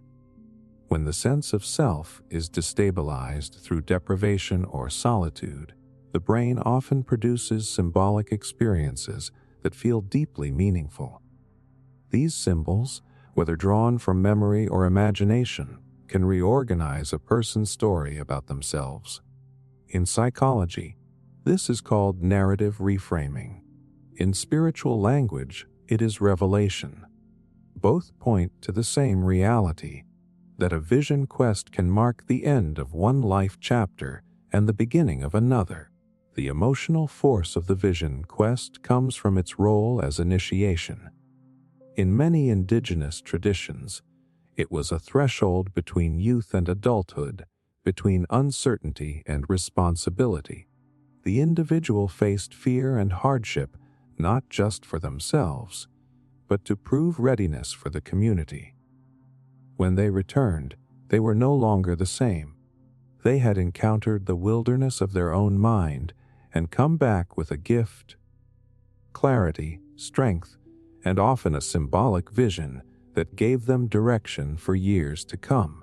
This was not therapy in a modern sense. It was transformation embedded in ritual, witnessed by the community, sanctified as sacred. Consider how alien this is to our modern lives. Today, we move from adolescence into adulthood without clear thresholds, without initiations. Many feel lost, drifting, searching for purpose in a world that offers endless distraction but little ritual meaning. The vision quest shows a different path, one where purpose is not handed to you by society, but revealed through struggle, solitude, and surrender.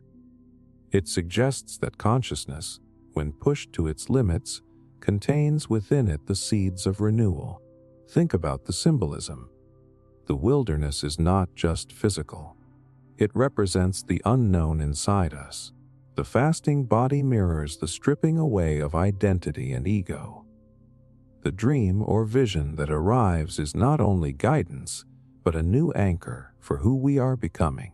Every step of the quest embodies a universal truth. To grow, you must first lose what is familiar. To find meaning, you must face the void. Now here comes the tease. If indigenous cultures could reliably use fasting, solitude, and ritual to induce visions that shaped lives, what does that tell us about the latent capacities of the human mind? Are we dismissing vision as mere hallucination because we have lost the cultural framework to hold it? Could these states, if revisited with respect, help us restore a sense of purpose that modern society struggles to provide? And what if consciousness itself requires initiation, deliberate encounters with the unknown? In order to fully awaken, vision quests remind us that consciousness is not static. It is dynamic, capable of profound transformation when tested. Science can map the biology of fasting and the psychology of isolation. But what it cannot yet explain is why the visions that arise feel more real than waking life, why they carry a sense of destiny, why they transform those who receive them. Perhaps the mystery is the point. Initiation is not supposed to be comfortable or easily explained. It is supposed to break us open so that a deeper truth can emerge. Déjà Vu, Jamais Vu. There are moments when familiarity flips into uncanny foreignness, and those flashes feel like the mind hiccuping between two realities. Déjà Vu is the sudden, shocking certainty that you have already lived a present moment. Jamais Vu is the opposite of familiar thing. A face, a word, a room. That suddenly feels utterly strange, as if you woke up inside someone else's memory. Both feel like glitches, but they also open a crack in our normal sense of time and identity, and that crack is worth looking into. The first thing that surprises people is how ordinary these phenomena are. Most of us have had déjà vu at least once. It can hit on a commute, in a conversation, or while walking into a coffee shop and feeling like the last time you were there was actually now. Jamais Vu is less common, but no less disorienting. You might stare at your own name and feel it has no meaning, or you might walk into your childhood home and find it oddly alien. The shock is not just the strange sensation, but the way it temporarily undermines trust in your own memory and perception. For a few seconds you are unmoored. Science offers tidy explanations, and they matter. Researchers point to the medial temporal lobe, the hippocampus, and the surrounding networks that manage memory encoding and recognition. One idea is that déjà vu is a timing mismatch.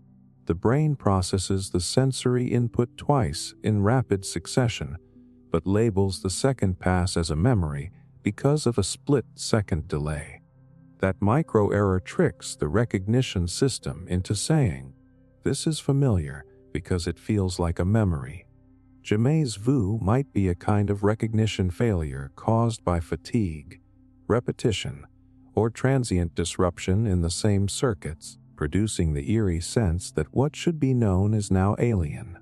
In epilepsy, especially temporal lobe epilepsy, people can have intense, prolonged déjà vu with rich emotional content, which ties these phenomena to concrete brain events. That grounds the mystery in biology. And yet, the biological account does not capture everything. There is a pattern to these experiences that makes them more than random noise. Déjà vu often occurs when you are tired, stressed, or distracted. States when the brain's predictive systems loosen. Predictive processing models suggest the brain is constantly guessing what will happen next. If those predictions misfire, the feeling of relic memory can emerge. That fits neatly, but there are reports that resist simple timing errors. People sometimes describe déjà vu with specific details that later prove accurate in unexpected ways. Others say the experience carried a depth of meaning or a sense of being connected to something larger than their own life. Those reports push the phenomenon from glitch into potential gateway, a doorway into how memory, anticipation, and identity interweave. Let us validate both sides without collapsing them. Yes, the mechanistic explanations are powerful and parsimonious. Neural circuits misalign, and subjective oddities follow. That is real and falsifiable. At the same time, humans are pattern seekers. We assign narrative to anomalies, so a déjà vu that later lines up with a fact could be selective memory, retrofitting an earlier vague sense to match what came after. Both accounts have merit. The curious move is not to pick a side, but to see where they overlap. What if the brain's timing glitches are not mere errors, but moments when hidden processes like predictive modeling, memory consolidation, and unconscious inference are briefly exposed to awareness? In that sense, Déjà Vu and Jamais Vu become windows showing how the mind stitches experience together. The emotional logic of these states is striking. When familiarity collapses into the uncanny, we feel small, curious, and sometimes terrified. Déjà Vu can be intoxicating, a hint of hidden meaning or a whisper that time is layered.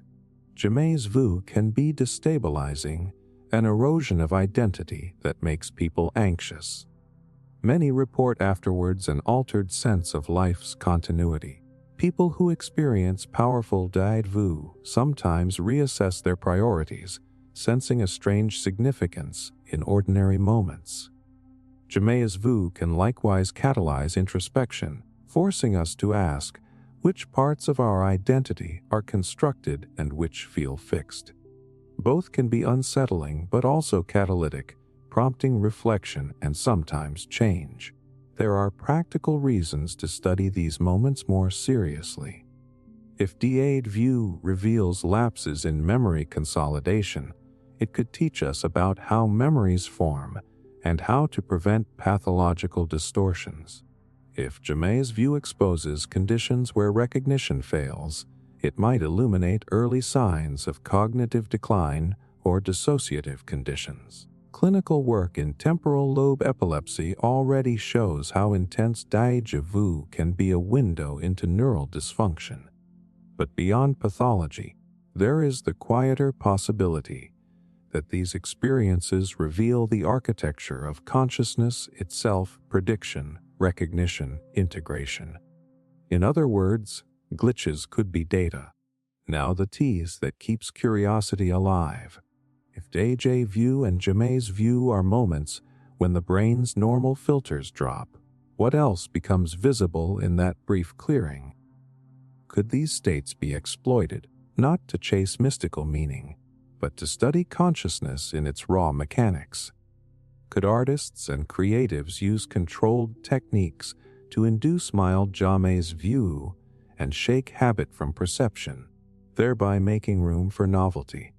Could therapists use induced moments of de-familiarization to help patients see rigid patterns in new ways? And if some reports of Déjà Vu seem to carry knowledge beyond simple timing errors, what does that suggest about memory's reach? Is it only about the past, or does it also map possible futures? Déjà Vu and Jamais Vu sit at the intersection of neurology, psychology, and existential mystery. They remind us that our sense of time and self is fragile and constructed, and that the seams of that construction sometimes show. Whether they are mere glitches or gateways depends on how we look. Either way, those odd, transient unravelings of certainty are not just curiosities to be shrugged off. They are invitations to pay attention to the machinery of mind, to study the moments when perception missteps, and to wonder at what else might be hiding in the thin space between knowing and not knowing. Dissociation. Most people think of dissociation as a problem, a glitch in the mind where you suddenly feel detached, blank, or far away from yourself. But what if dissociation is not just a breakdown, but a survival mechanism, one that holds a kind of hidden wisdom about how consciousness protects itself? The first shock is realizing just how common it is. People imagine dissociation as something extreme, tied only to trauma or clinical disorders. But almost everyone has tasted it. Zoning out on a long drive and suddenly realizing you do not remember the last 10 miles. Losing track of time scrolling through your phone. Feeling like a conversation is happening in a dream. These are everyday versions. At the far end of the spectrum, dissociation becomes dramatic. People may feel they are floating outside their body, that the world is unreal, or that they themselves have vanished. To the outside observer, it looks like dysfunction, but for the person experiencing it, it often begins as protection. Here is where science sheds light. Dissociation frequently arises in the aftermath of overwhelming stress or trauma. The nervous system, flooded by signals of danger, does not always respond with fight or flight. Sometimes it pulls the plug on ordinary awareness, numbing sensation, blunting memory, or splitting consciousness. In evolutionary terms, this makes sense. If escape is impossible, disconnecting from pain can help a person endure what would otherwise be unbearable. Soldiers on the battlefield, victims of accidents, and survivors of abuse often describe watching themselves from outside or feeling like the event was happening to someone else. What looks like dysfunction is actually the mind stepping in to shield itself. But here is the validation piece most people miss. Dissociation is not only about trauma. It also reveals how flexible consciousness really is. The sense of I, the continuous self we assume is solid, can be suspended, fractured, or hidden when the situation demands it. The ability to detach shows that identity is not a fixed object, but a dynamic process. Dissociation is a coping mechanism, yes, but it is also proof that awareness has layers and can reconfigure itself to preserve life. That is not weakness. That is intelligence. Think about it emotionally. Imagine a child facing something terrifying, something they cannot escape. Their body locks up, their mind retreats, and they drift into a place of numbness or detachment. That child survives because the mind created a safe room inside, a buffer against the unbearable. Later in life, the same mechanism might trigger in less extreme situations, causing confusion or disruption. But at its core, it was a gift, a strategy that worked when nothing else could. That reframing matters. It turns dissociation from a mark of brokenness into a sign of resilience. And yet the hidden wisdom goes deeper. Dissociation reveals how consciousness can shift perspective radically. People describe feeling like an observer rather than a participant, or like they are standing on the edge of their own life watching it unfold. This vantage point can be terrifying when involuntary, but when cultivated deliberately, it resembles practices in spirituality and meditation. Think of mindfulness traditions that teach watching thoughts as passing clouds, or mystical accounts of observing the body from a distance. Dissociation blurs into transcendence, depending on context and control. What in one setting is pathology may in another be revelation. Of course, this is not to romanticize trauma. Involuntary dissociation can cause real suffering, gaps in memory, disconnection from self, difficulty staying present in relationships. These are painful and deserve care. But alongside the pain is a message a consciousness can move, detach, and protect. Understanding this flexibility could help us develop tools that harness dissociation safely. Techniques like guided imagery, hypnosis, and certain meditation practices already use mild forms of it for healing. In therapy, exploring dissociative states with support can unlock frozen memories and transform them into integrated strength. The emotional heart of this topic is the paradox. The very thing that once shielded us can later feel like an enemy. Survivors often fear their own dissociation, feeling broken because they disconnect. But if we reframe it as the mind's way of saying, "I protected you," then healing becomes less about erasing dissociation and more about honoring it, integrating it, and learning to choose when to step back and when to step in. The hidden wisdom is that we are not as fragile as we think. Our consciousness is adaptable, resourceful, and willing to bend itself to keep us alive. And here comes the tease. If dissociation is a built-in ability of the mind, not just a symptom, then what else might it reveal?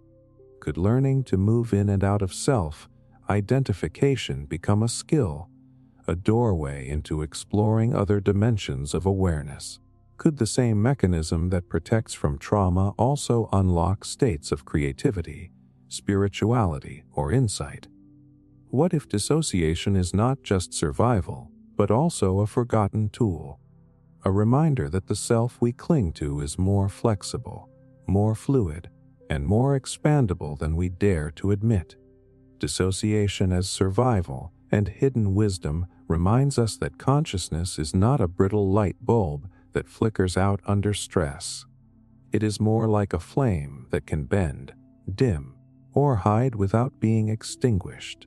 Science can map the neural circuits, psychology can describe the coping strategies, but the lived experience points to something bigger. The mind is not just protecting us. It is showing us that identity itself is not fixed. It is malleable, and within that malleability lies both our fragility and our strength. Synesthesia. Most of us experience the world in a neat package of sight, sound, taste, touch, smell, each in its own lane. But for some people, the lanes overlap, twist, and merge. Colors have sounds, numbers have personalities, tastes have shapes. This is synesthesia, a cross-wiring of the senses that turns perception itself into a kaleidoscopic experience. And while it might seem like a quirky anomaly, it may reveal something fundamental about how consciousness organizes experience. What shocks people is how vivid and consistent it can be. Someone with grapheme color synesthesia might always see the number 7 as green, or the letter A as red, and it is not imagination. It is as automatic as seeing the sky as blue. Musicians often describe hearing chords as shapes floating in space, or seeing music as ribbons of color and texture. These are not random hallucinations. They are deeply ingrained perceptual experiences that shape memory, creativity, and even emotional response. And studies show that synesthetic associations remain remarkably stable over decades. It is not an accident of the mind. It is a structured alternative way of perceiving reality. Science has begun to map what is happening in the brain. Neuroimaging shows unusual connectivity between sensory regions. The area that processes letters, for example, might link to the area that processes color. In auditory, visual synesthesia, the auditory cortex communicates with visual regions in ways that most brains do not. There is evidence of hyperconnectivity in the parietal cortex and differences in inhibitory pathways, meaning that the sensory systems that are normally kept separate can overlap. And genetics play a role. Synesthesia tends to run in families, suggesting it is wired into development rather than learned from culture. Yet this is where it gets more fascinating. Synesthesia is not just a quirk of perception. It affects memory, learning, and creativity. People with synesthesia often have superior memory for words, music, or faces, likely because multiple sensory channels encode each experience. Artists and composers, from Scriabin to Pharrell Williams, have credited synesthesia with enhancing their creative vision. And here is the deeper point: if some minds can naturally merge sensory input, might the rest of us also have latent abilities for cross-sensory perception, waiting to be unlocked or trained? Could synesthesia reveal that the boundaries we take for granted between sight, sound, and touch are more permeable than we think?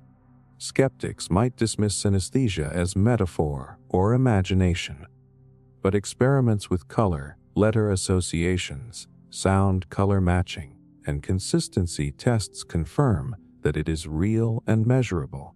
In controlled studies, people who claim synesthetic experiences outperform controls in tasks where their unusual associations give an advantage, and their responses are immediate and involuntary.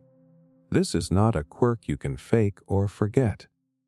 It is a genuine mode of experiencing the world, and it offers a glimpse into the flexibility of consciousness itself. Emotionally, synesthesia transforms how people experience art, music, and even language. Imagine hearing a song and simultaneously seeing waves of color pulse across your vision, each note a different hue, each chord a texture you can feel. Or imagine tasting words as shapes and flavors. For synesthetes, the world is rich with layers most of us never perceive. And when they try to explain it, they are not describing a hallucination. They are describing a reality that is literally present for their consciousness. That intensity and immersion can be exhilarating, disorienting, or even overwhelming, but it is always deeply real. And here is the tease. If synesthesia shows that the senses can be cross-wired, what else might our perception be capable of? Could training, meditation, or sensory experiments expand the range of what everyone can experience?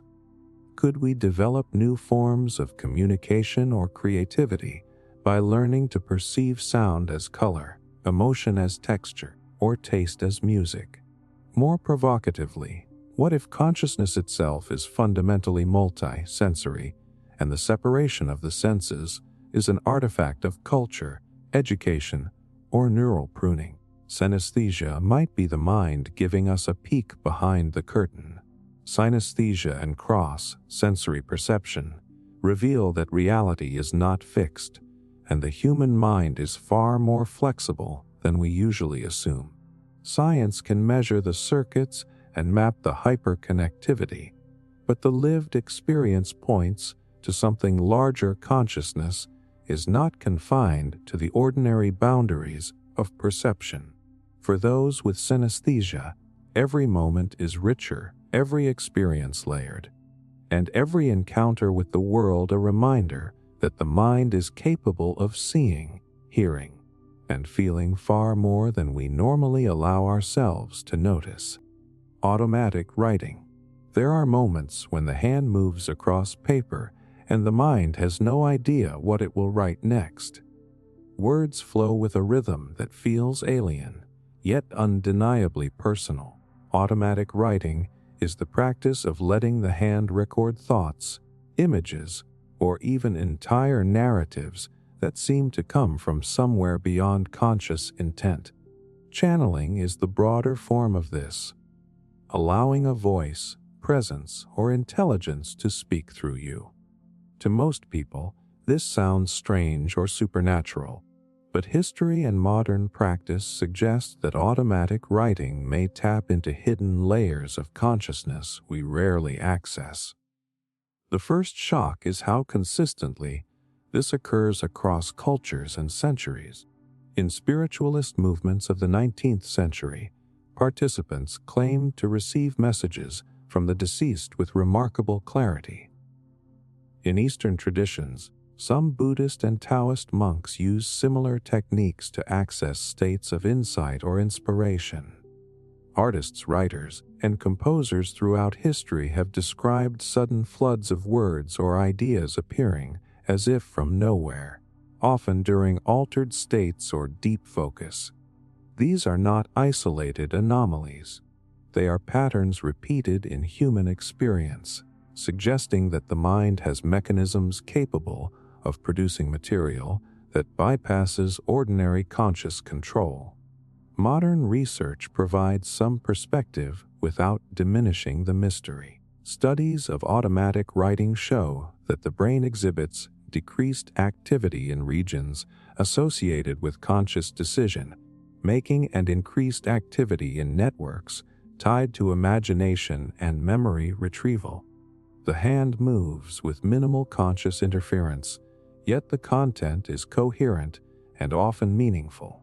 This hints at the existence of subconscious streams that can carry information we are not ordinarily aware of.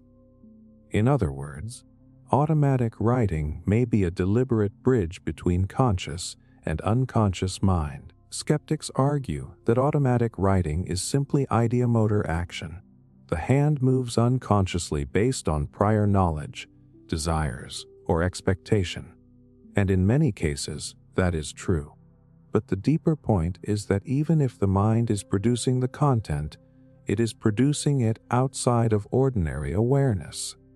That has value. Channeling, whether framed as spiritual or psychological, shows that consciousness is layered. The part we identify as I is only one operator, and there are hidden capacities to generate insight, narrative, or creative problem-solving when ordinary filters are bypassed. Emotionally, automatic writing can be intense. People describe it as exhilarating and terrifying. You sit with the pen, and suddenly ideas appear that feel not entirely your own. Sometimes the messages are comforting, sometimes disturbing, sometimes banal, sometimes profound. There is an intimacy in the act, a confrontation with parts of self you normally ignore. For those open to channeling, it can feel like communion with a deeper intelligence, whether framed as divine, ancestral, or collective unconscious. Either way, it is a practice that forces the writer to let go, to surrender control, and to witness consciousness as a dynamic and layered process. Think about the historical context. In the early 20th century, mediums and spiritualists claimed to produce entire books or messages from spirits with uncanny detail. Modern psychotherapists use guided automatic writing to uncover hidden trauma or suppressed memory. Creative writers report breakthroughs when they allow themselves to write without censorship, producing material that later informs novels, lyrics, or scripts. Across all these examples, the common thread is the bypassing of ordinary conscious control to access a deeper flow of thought or inspiration. It is a laboratory of the mind, where boundaries between self, idea, and unknown blur. And here comes the tease. If automatic writing shows that we can generate meaningful, coherent content without conscious oversight, what else might we be capable of? Could this be a method to tap into intuition, problem solving, or creativity that conventional cognition misses? Could channeling, in its many forms, point to a broader truth about consciousness, that it is not a single stream, but a multi-layered network capable of communicating in ways we rarely notice? And if so, what happens when more people experiment with surrendering control, letting the hand or the mind follow paths beyond ordinary awareness? The real wonder of automatic writing is that it is both simple and profound. All it requires is pen, paper, and a willingness to release the usual grip of the ego. Yet the implications are enormous. It challenges our sense of authorship, the boundaries of self, and the linear control we assume consciousness requires. It reveals that what we usually consider random thought or imagination may contain insights, visions, or even guidance from layers of mind we rarely explore. In other words, automatic writing and channeling are not just curiosities. They are laboratories of consciousness, waiting to be discovered. So whether you call it a bridge to the subconscious, a connection to spirit, or a tool for creative exploration, the practice forces us to confront one simple question: what parts of ourselves are hidden behind the everyday narrative of, I think, therefore I act? When the hand moves on its own, who is really writing and who is observing? And if we pay attention, what could those hidden streams reveal about memory, intuition, and the astonishing flexibility of human awareness? Mediumship. Across cultures and centuries, humans have sought contact with the dead. not as morbid curiosity, but as guidance, counsel, and continuity. Mediumship, the practice of communicating with spirits or ancestors, is one of the oldest and most consistent ways societies have tried to bridge life and death. From the spiritualist parlors of 19th century Europe to West African and indigenous ancestral rituals, people have gone to great lengths to receive messages from beyond the veil. These traditions are not just cultural oddities, they reveal an enduring human intuition that consciousness may extend beyond the body, and that our perception of reality is only part of a far larger tapestry. The first shock is how widespread and serious these practices are. In Haitian Vodou and West African Vodun, mediums, or Houngans and Mambos, enter trance states to speak with spirits, advise the living, and restore balance to the community. In indigenous North and South American cultures, shamans regularly serve as intermediaries between the living and ancestral worlds, performing ceremonies to consult guidance, heal the sick, or maintain social cohesion. Even in Europe during the height of spiritualism, mediums would conduct séances where hundreds of people claimed to receive messages from deceased relatives, often providing details they could not have known through ordinary means. The consistency and seriousness of these traditions make them hard to dismiss as mere superstition. What is most striking is how altered states of consciousness underlie mediumship. Mediums enter trances that can involve full body immobility, rhythmic vocalizations, intense emotional states, and heightened sensory perception. EEG studies on modern practitioners show patterns of brain activity similar to meditation, hypnosis, or deep absorption, but often with unique signatures indicating dissociation, suggestibility, and hyper-focused attention simultaneously. In other words, mediumship is a real, measurable state of consciousness, one that allows the mind to access information or experiences outside ordinary waking awareness. Skeptics argue that mediumship is purely psychological projection, imagination, or cold reading. Certainly, not every medium is authentic, and the mind is capable of generating convincing narratives. But what cannot be ignored are the consistent experiences reported by communities across millennia.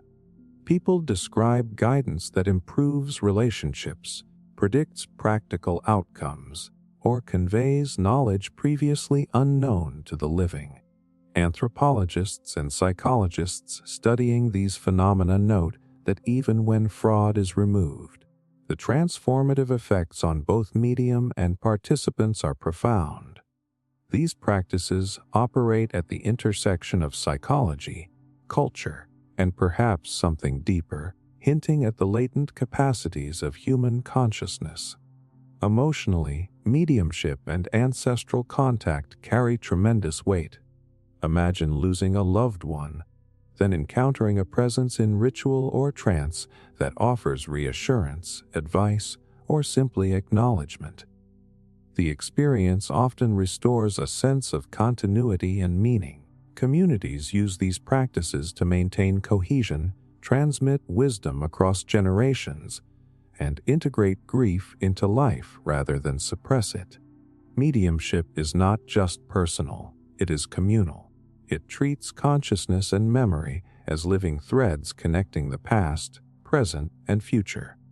Think about the paradox. Science tells us consciousness arises from the brain, yet mediumship suggests that awareness can extend beyond the ordinary sensory world. Whether or not the spirits themselves exist, the phenomenon reveals that humans have evolved ways to navigate grief, uncertainty, and moral guidance through non-ordinary experience. Trance, ritual, and attentional focus create states where people experience information and insight outside normal cognitive channels. That is remarkable, even without invoking the supernatural. And here is the tease. If mediumship demonstrates that humans can access guidance or knowledge beyond normal waking awareness, what else might our consciousness be capable of? Could ritualized attention, dissociation, and altered states allow communication not just with ancestors, but with other layers of reality we rarely explore? If entire cultures have systematically practiced this for centuries, is it possible that these traditions preserved knowledge about the mind that modern science has forgotten? Could we be sitting on the threshold of rediscovering techniques that tap into intuition, collective wisdom, or hidden aspects of awareness? Mediumship and ancestral contact traditions remind us that human consciousness is far more flexible and relational than we usually assume. These practices show that memory, identity, and attention can be expanded, altered, and attuned to sources of guidance beyond ordinary perception. Science can measure brain waves and dissociative patterns, but it cannot yet capture the transformative emotional and cultural resonance these experiences produce. In the lived experience of mediums and communities, consciousness is a bridge, grief is a teacher, and the dead are never truly gone, at least in the mind's capacity to connect, remember, and learn. Whether framed as spiritual practice, psychological mechanism, or cultural ritual, mediumship forces us to confront the limits of what we call reality. It asks, how far does awareness extend? Where does life leave off, and what remains in memory, perception, and relationship? The practices endure because they work in ways that are felt, remembered, and honored. That endurance alone is proof that there is something extraordinary here, a forgotten frontier of consciousness that science has barely begun to explore, but that human beings have been navigating for millennia. Collective trance. There are moments when a crowd moves together so perfectly it feels like something larger is guiding them. The drums pound, the chants rise, the feet stomp, and suddenly, hours dissolve into minutes. People are no longer individuals but part of a living, breathing organism, a collective trance. Across cultures and history, rituals and festivals have been built to induce these states, and their effects are far more profound than simple celebration or entertainment. What surprises most people is how universal this phenomenon is. From Sufi whirling dervishes spinning in ecstatic circles, to indigenous rain dances, to carnival in Brazil, to massive electronic music festivals today, humans seem wired to fall into collective rhythms. During these events, individuals report altered states, loss of time, merging of self with the group, overwhelming emotion, and a sense of connection that is almost spiritual. Anthropologists and ethnographers have documented people experiencing visions, trance-like movements, and profound insight during these gatherings. The striking part is that these states are intentionally cultivated, not accidental. Science is beginning to make sense of it. When groups engage in synchronized movement, chanting, or music, their heart rates, breathing, and even brain waves start to synchronize. Mirror neuron systems and shared attentional focus create a feedback loop. The more the group moves together, the more individuals feel the collective pulse, and the more the collective pulse strengthens. Neurochemicals like oxytocin flood the body, increasing trust, empathy, and bonding. In other words, collective trance is not just metaphor. It is measurable, physiological, and profoundly real. Yet what is often overlooked is the social and psychological significance. Collective trance is a mechanism for cohesion, identity, and transformation. In tribal societies, rituals were not entertainment. They were survival tools. Coordinated movement and shared ecstasy reinforced social norms, transmitted cultural knowledge, and forged bonds that could mean the difference between life and death. In contemporary festivals, the purpose may appear hedonistic, but the underlying dynamics are the same. People transcend ordinary boundaries, becoming part of something larger, and return with a renewed sense of belonging, meaning, and vitality. Emotionally, the power of these states is undeniable. Participants describe a sense of timelessness, awe, and ecstatic joy. The self dissolves, yet paradoxically, individuals often report feeling more whole and connected than ever. This is why music festivals, religious ceremonies, and cultural celebrations can feel transformative. They are temporary laboratories of consciousness, places where normal cognitive filters relax and people experience heightened awareness, empathy, and insight. Collective trance is an ancient technology of consciousness disguised as ritual or celebration. There is also a curious bridge to modern neuroscience. Studies on group flow, improvisational music ensembles, and synchronized dance show similar neural signatures, lowered activity in self-referential networks, increased connectivity across sensory regions, and alignment between participants' brain rhythms. Collective trance is effectively a large-scale version of these phenomena, amplified by numbers, ritual, and repetition. What we are seeing is evidence that consciousness is not entirely confined to the individual. It can resonate across a group, creating emergent states that are greater than the sum of their parts. And here is the tease. If collective trance can align hearts, brains, and bodies across dozens, hundreds, or even thousands of people, what does that imply about the potential for consciousness to scale? Could these states be used deliberately to foster cooperation, creativity, or empathy on a societal level? Could understanding the mechanisms behind synchronized ritual offer insights into leadership, social harmony, or even collective problem solving? And if humans are naturally capable of these shared states, what does that reveal about our latent capacities for connection, transcendence, and perception beyond the individual? Collective trance in rituals and festivals teaches us something radical about human consciousness. It is not fixed, isolated, or purely individual. It is relational, emergent, and amplified by rhythm, attention, and shared intention. It demonstrates that the brain and body can be temporarily rewired by the social environment, producing ecstasy, insight, and bonding that are otherwise inaccessible. Participants may leave the circle changed, carrying the echo of the collective pulse long after the drums stop. Whether framed as spiritual practice, cultural tradition, or psychological phenomenon, collective trance reminds us that consciousness is flexible and communal.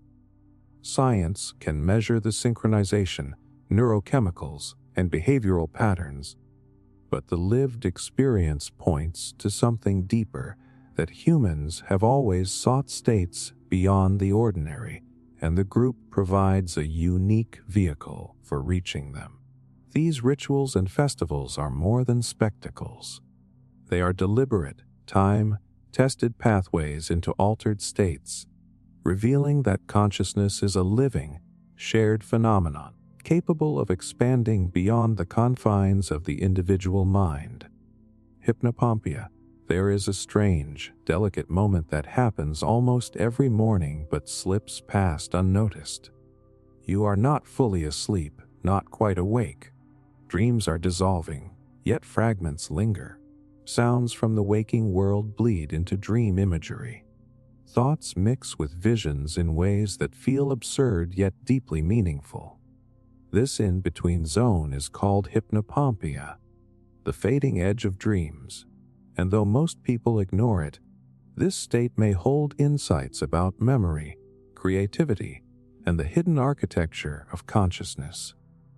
The first shock is realizing how powerful these moments can be. Hypnopompia is not just grogginess. It can involve vivid hallucinations, sudden insights, flashes of problem-solving, or even terrifying sensations. Some people report hearing voices or music as they wake, only to realize the sounds were entirely internal. Others describe dreamlike images still projected onto their bedroom walls, gradually fading as their eyes adjust. It is common to feel paralyzed for a few seconds, as the body reactivates while remnants of the dreaming mind still hold sway. In fact, many experiences often labeled as paranormal, seeing figures at the foot of the bed, sensing a presence, feeling touched or pulled, can occur in hypnopompic states. This is the moment when the borders of reality blur most dramatically. Science offers some explanation. During REM sleep, the brain's sensory and motor systems are partially shut down, while vivid imagery and emotional intensity are at their peak. When you wake abruptly from REM, fragments of dream consciousness spill over into waking perception. The paralysis is simply REM atonia, the natural inhibition of muscle movement, lingering into wakefulness. The hallucinations are dream material projected into waking awareness. What is fascinating is that hypnopompia is not a malfunction. It is a transitional state where two modes of consciousness overlap, allowing us to glimpse how the brain stitches reality together. But here is what gets overlooked. Hypnopompia is also a source of creativity and problem solving. History is full of innovators who credited this state with breakthroughs.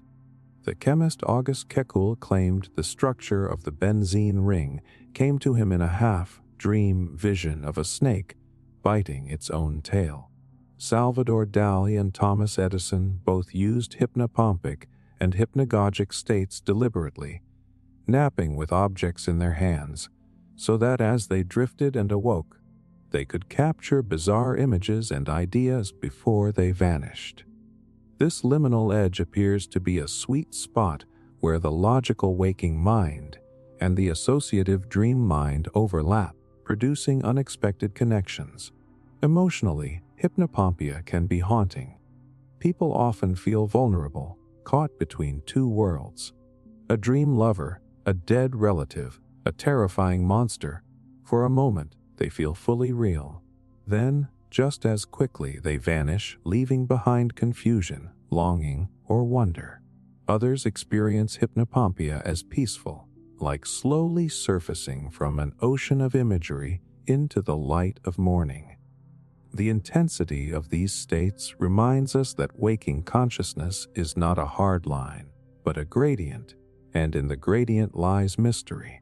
Now, the validation hypnopompia is not rare, not abnormal, and not necessarily a symptom of pathology. Everyone passes through it, though not everyone remembers. For those prone to sleep disruptions, stress, or irregular schedules, the phenomena may be stronger. But rather than treating it as noise, it can be seen as data, a natural part of the sleep-wake cycle that reveals how consciousness transitions, dissolves, and reassembles. Neuroscientists study hypnopompia to understand memory consolidation, dream recall, and sensory integration. Psychologists note that the emotions and insights surfacing here can be therapeutic, unlocking unconscious material. Far from meaningless, the fading edge of dreams is a laboratory of the mind, hidden in plain sight. And here comes the tease. If hypnopompia can generate insights, visions, and encounters that feel more real than waking life, what happens if we learn to work with it deliberately? Could we train ourselves to linger longer in this between space, capturing dream fragments before they dissolve? Could hypnopompic techniques become tools for artists, scientists, or healers? And more provocatively, if this state allows us to perceive dream imagery and waking reality simultaneously, Could it also provide clues about deeper layers of consciousness that remain hidden when we are fully awake or fully asleep? Hypnopompia, the fading edge of dreams, is a reminder that consciousness is not binary. It does not simply switch on or off. It flows through gradients, overlaps, and thresholds. In this threshold lies some of the strangest and most revealing experiences we can have: visions, voices, insights, and encounters that challenge our sense of what is real. Science can explain parts of it: the neurochemistry, the motor paralysis, the spillover from REM. But the lived experience points to something deeper. The human mind is capable of producing worlds, dissolving them, and briefly letting us stand with one foot in each. The question is not whether hypnopompia is real. The question is whether we will continue to ignore it or begin to explore the wisdom it offers at the fragile, flickering edge of waking. Flow states: there is a state of mind so absorbing that time dissolves, distractions vanish, and every ounce of energy moves effortlessly into the task at hand. Athletes call it being in the zone. Artists call it inspiration. Psychologists call it flow. Yet in today's world, flow often gets flattened into a buzzword for productivity, as if its only purpose were to help us crank out more emails or check off more tasks. But flow is far more profound. It is a state of peak consciousness, a merging of action and awareness that shows what the mind is capable of when it sheds resistance. The first shock is how radically different flow feels from ordinary experience. Hours pass in what feels like minutes. The inner critic goes silent. Decisions happen instantly, without second guessing. People describe it as effortless effort, a paradox where they are working at their absolute limit yet feel lighter than ever. Brain scans reveal why during flow. Activity in the prefrontal cortex, the seat of self-monitoring and doubt, temporarily decreases, while networks tied to focus, pattern recognition, and motor control light up. Neurochemicals like dopamine and norepinephrine surge, sharpening attention and speeding learning. Flow is not just mood. It is a distinct state of consciousness, as real and measurable as REM sleep or meditation. And yet, here is what gets overlooked. Flow is not simply about getting more done. It is about becoming more alive. Musicians describe feeling like the instrument is playing them. Writers say the story seems to tell itself. Climbers on a rock face speak of merging with the mountain, no separation between body and stone. These moments are remembered for years, not because they increased output, but because they revealed a capacity for harmony, creativity, and transcendence that is otherwise hidden. Reducing flow to a corporate productivity hack is like reducing love to a strategy for reproduction. It misses the point entirely.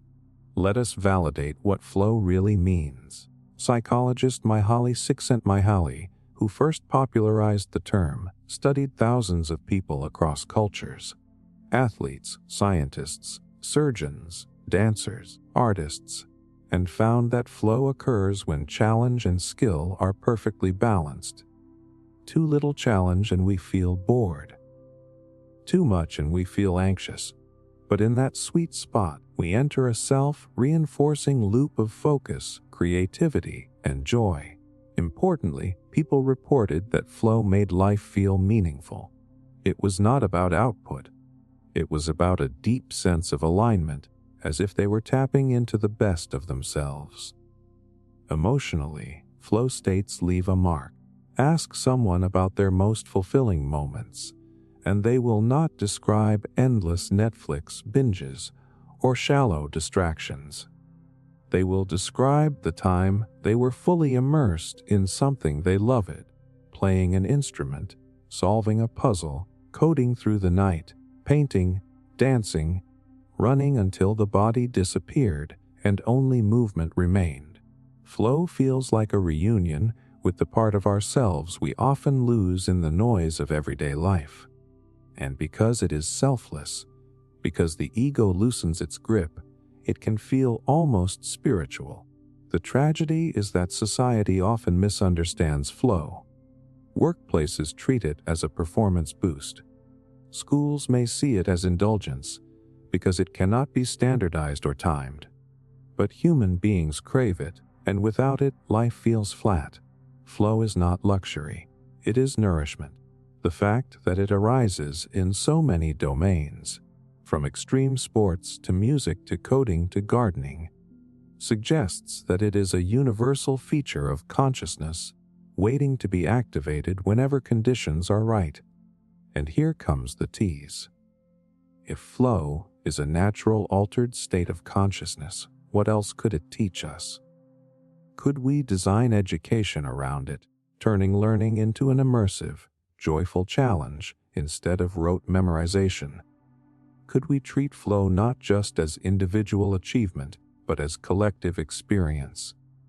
Whole teams, bands, or communities entering flow together.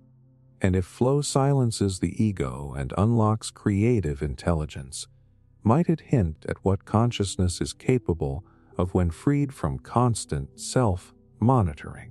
Flow may be more than a productivity tool. It may be a glimpse of who we are when we are fully awake. Flow states remind us that consciousness is not just about survival or efficiency.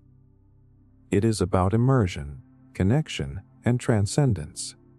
Science can chart the brain activity and neurotransmitters, but the lived experience reveals something deeper.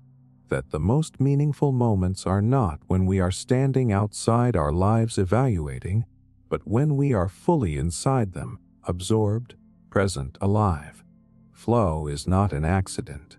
It is an invitation, and the tragedy is not that we cannot enter it, but that we too often fail to recognize it for what it is: a state of peak creativity, meaning, and awareness disguised as ordinary work. Daydream trance. Most of us were scolded for it as kids, staring out the window in class, lost in thought, hearing the teacher call our name for the third time. Daydreaming. We grow up learning to treat it like a bad habit, a sign of laziness, a distraction from what really matters.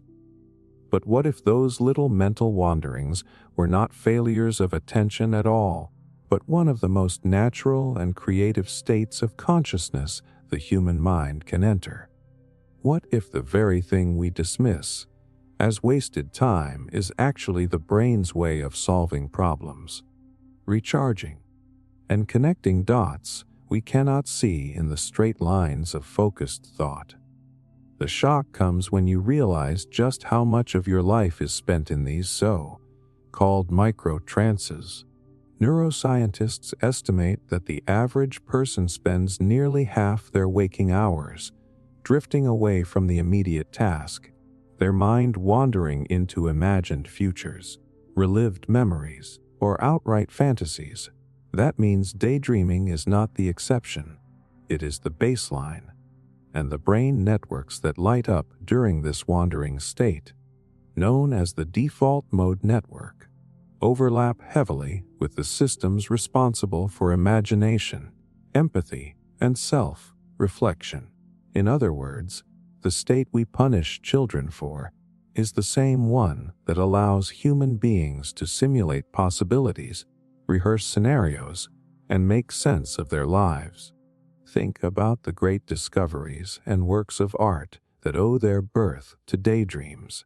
Albert Einstein admitted that his theory of relativity began not with equations, but with a fantasy about riding alongside a beam of light. Paul McCartney heard the melody of yesterday in a dreamlike state before he ever wrote it down. Countless writers, inventors, and innovators describe their breakthroughs arriving in moments of drifting thought, not in sterile hours of forced concentration. Daydreaming, it turns out, is a crucible for creativity. It is the brain's way of breaking free from rigid logic to explore new patterns. But here is where the validation matters. Daydreaming is not just for geniuses. It is built into the human experience for everyone. When you drift off imagining conversations, replaying past events, or picturing alternate futures, you are engaging in cognitive rehearsal. You are testing outcomes in a safe simulation. That embarrassing thing you said last week. Your mind replays it not to torture you, but to re-script it, to learn from it. That fantasy about asking someone out or pitching your idea. It is your subconscious practicing bravery before you take the leap. Far from a distraction, daydreaming is rehearsal for life and the micro-trances we enter throughout the day. Staring at patterns on a wall, zoning out during a train ride, losing ourselves in music. These are not empty. They are the nervous system shifting gears, giving the conscious mind a break while deeper processes sort and integrate. Studies show that after periods of mind wandering, people often perform better on tasks requiring insight or creativity. The wandering mind is not lazy. It is processing in the background, like a computer rendering an image while you do something else. Of course, there is a shadow side. Not all daydreaming is productive. It can become rumination, spiraling into anxiety or regret. But that is not a flaw of daydreaming itself. It is a reflection of the emotional material we carry. Just as meditation can bring up restlessness or pain, daydreaming can surface what we are trying to avoid. If anything, this reveals its honesty. Our drifting thoughts show us where we are stuck, as well as where we might grow. Culturally, the dismissal of daydreaming reflects our obsession with measurable output. Schools want focused students. Employers want efficient workers. A wandering mind looks unproductive, so we stigmatize it. But history and neuroscience say otherwise. Daydreaming is where creativity germinates, where empathy develops, where future selves are rehearsed into being. To cut it off is to cut off one of the deepest wells of human potential. And here comes the tease. If daydreaming and micro-trances are not distractions but doorways, what could happen if we learned to use them deliberately? What if instead of fighting the drift, we gave it space? Even cultivated it with intention? Could we teach children not to suppress wandering, but to shape it, guiding imagination toward creativity and resilience? Could adults use micro-trances as intentional rituals for problem solving or even emotional healing? And most provocatively, if the brain naturally produces visions, stories, and futures when left to itself, might this be the mind hinting that reality itself is more fluid, more dreamlike than we assume? Daydreaming and micro-trances remind us that attention is not a straight beam of light. It is a tide, moving in and out. And in those gentle retreats from the present moment, something magical happens. We make sense of our lives, we generate visions of what could be, and sometimes we stumble into flashes of genius. The tragedy is not that we daydream. The tragedy is that we have been taught to see it as weakness, when in fact it may be one of the greatest gifts of consciousness. A reminder that the mind, when it wanders, is not lost. It is exploring. Telepathic bonds.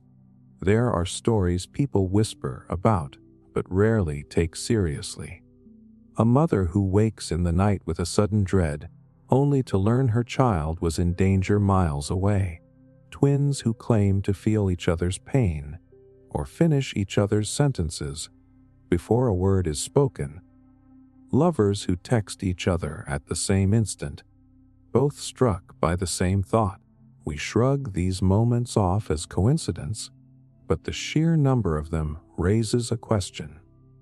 Could there be a hidden channel of connection between close bonds, something that looks and feels like telepathy?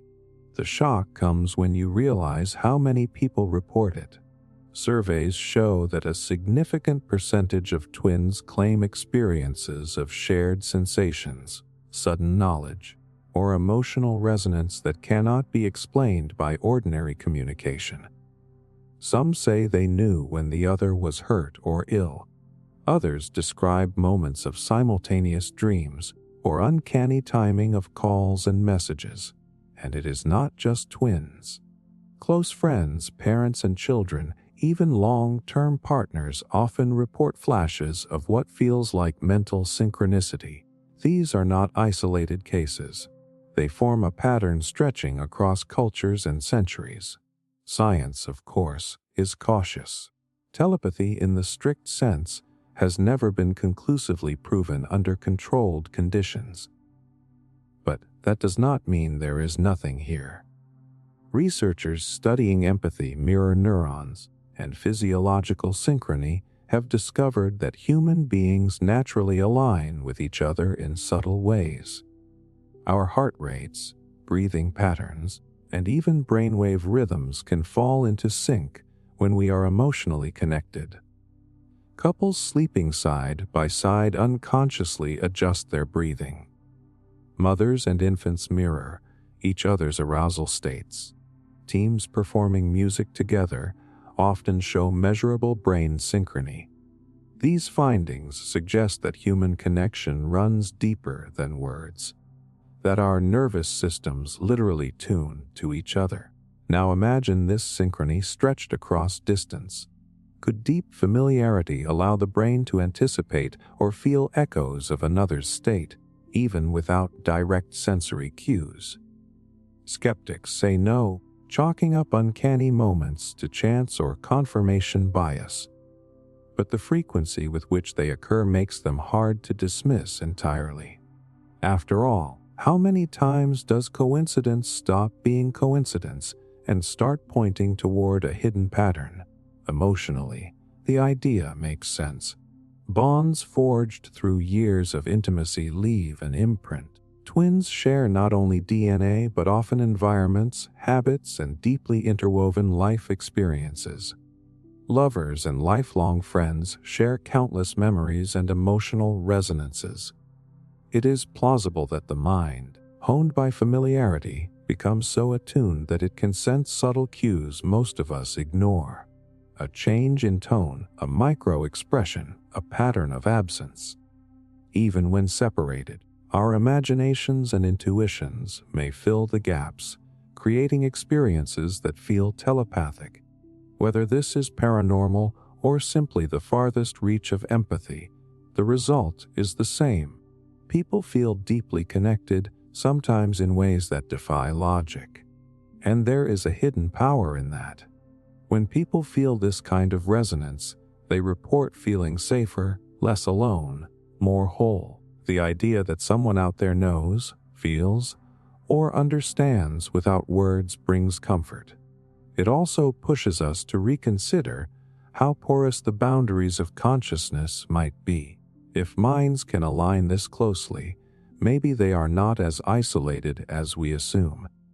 But here is where the tease comes in.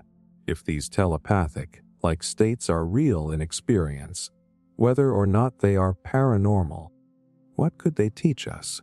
Could we learn to cultivate deeper forms of synchrony, training ourselves to tune more closely to others? Could teams, communities, or even societies reach levels of connection that feel like shared mind? And if empathy, intuition, and resonance are already so powerful, might they be the seeds of abilities we barely understand, hints of how consciousness is not just personal, but relational? The mystery of telepathic-like states in twins and close bonds is not about proving paranormal powers. It is about recognizing that consciousness may be less about isolated skulls and more about networks of resonance. Science has begun to map the ways we mirror and synchronize, but lived experience suggests the story runs deeper. Maybe those uncanny moments are not glitches, but glimpses of a truth we have yet to name. that our minds are wired not just for survival, but for connection, in ways more intimate and mysterious than we dare to admit. Psychotic states. For most of us, the word psychosis triggers fear. We think of madness, delusion, a break from reality that demands heavy medication and lifelong management. It is framed purely as illness, as something broken in the brain. But what if that is only part of the story? What if psychosis, terrifying as it can be, is also an altered state of consciousness? One that reveals something about the mind's hidden capacities, about meaning, and about the fragile line between sanity and transcendence. The shock is how different psychotic experiences look from inside compared to the outside. To an observer, a person may seem incoherent, paranoid, lost in hallucinations. But those who have lived through it often describe their episodes as immersive states of heightened significance.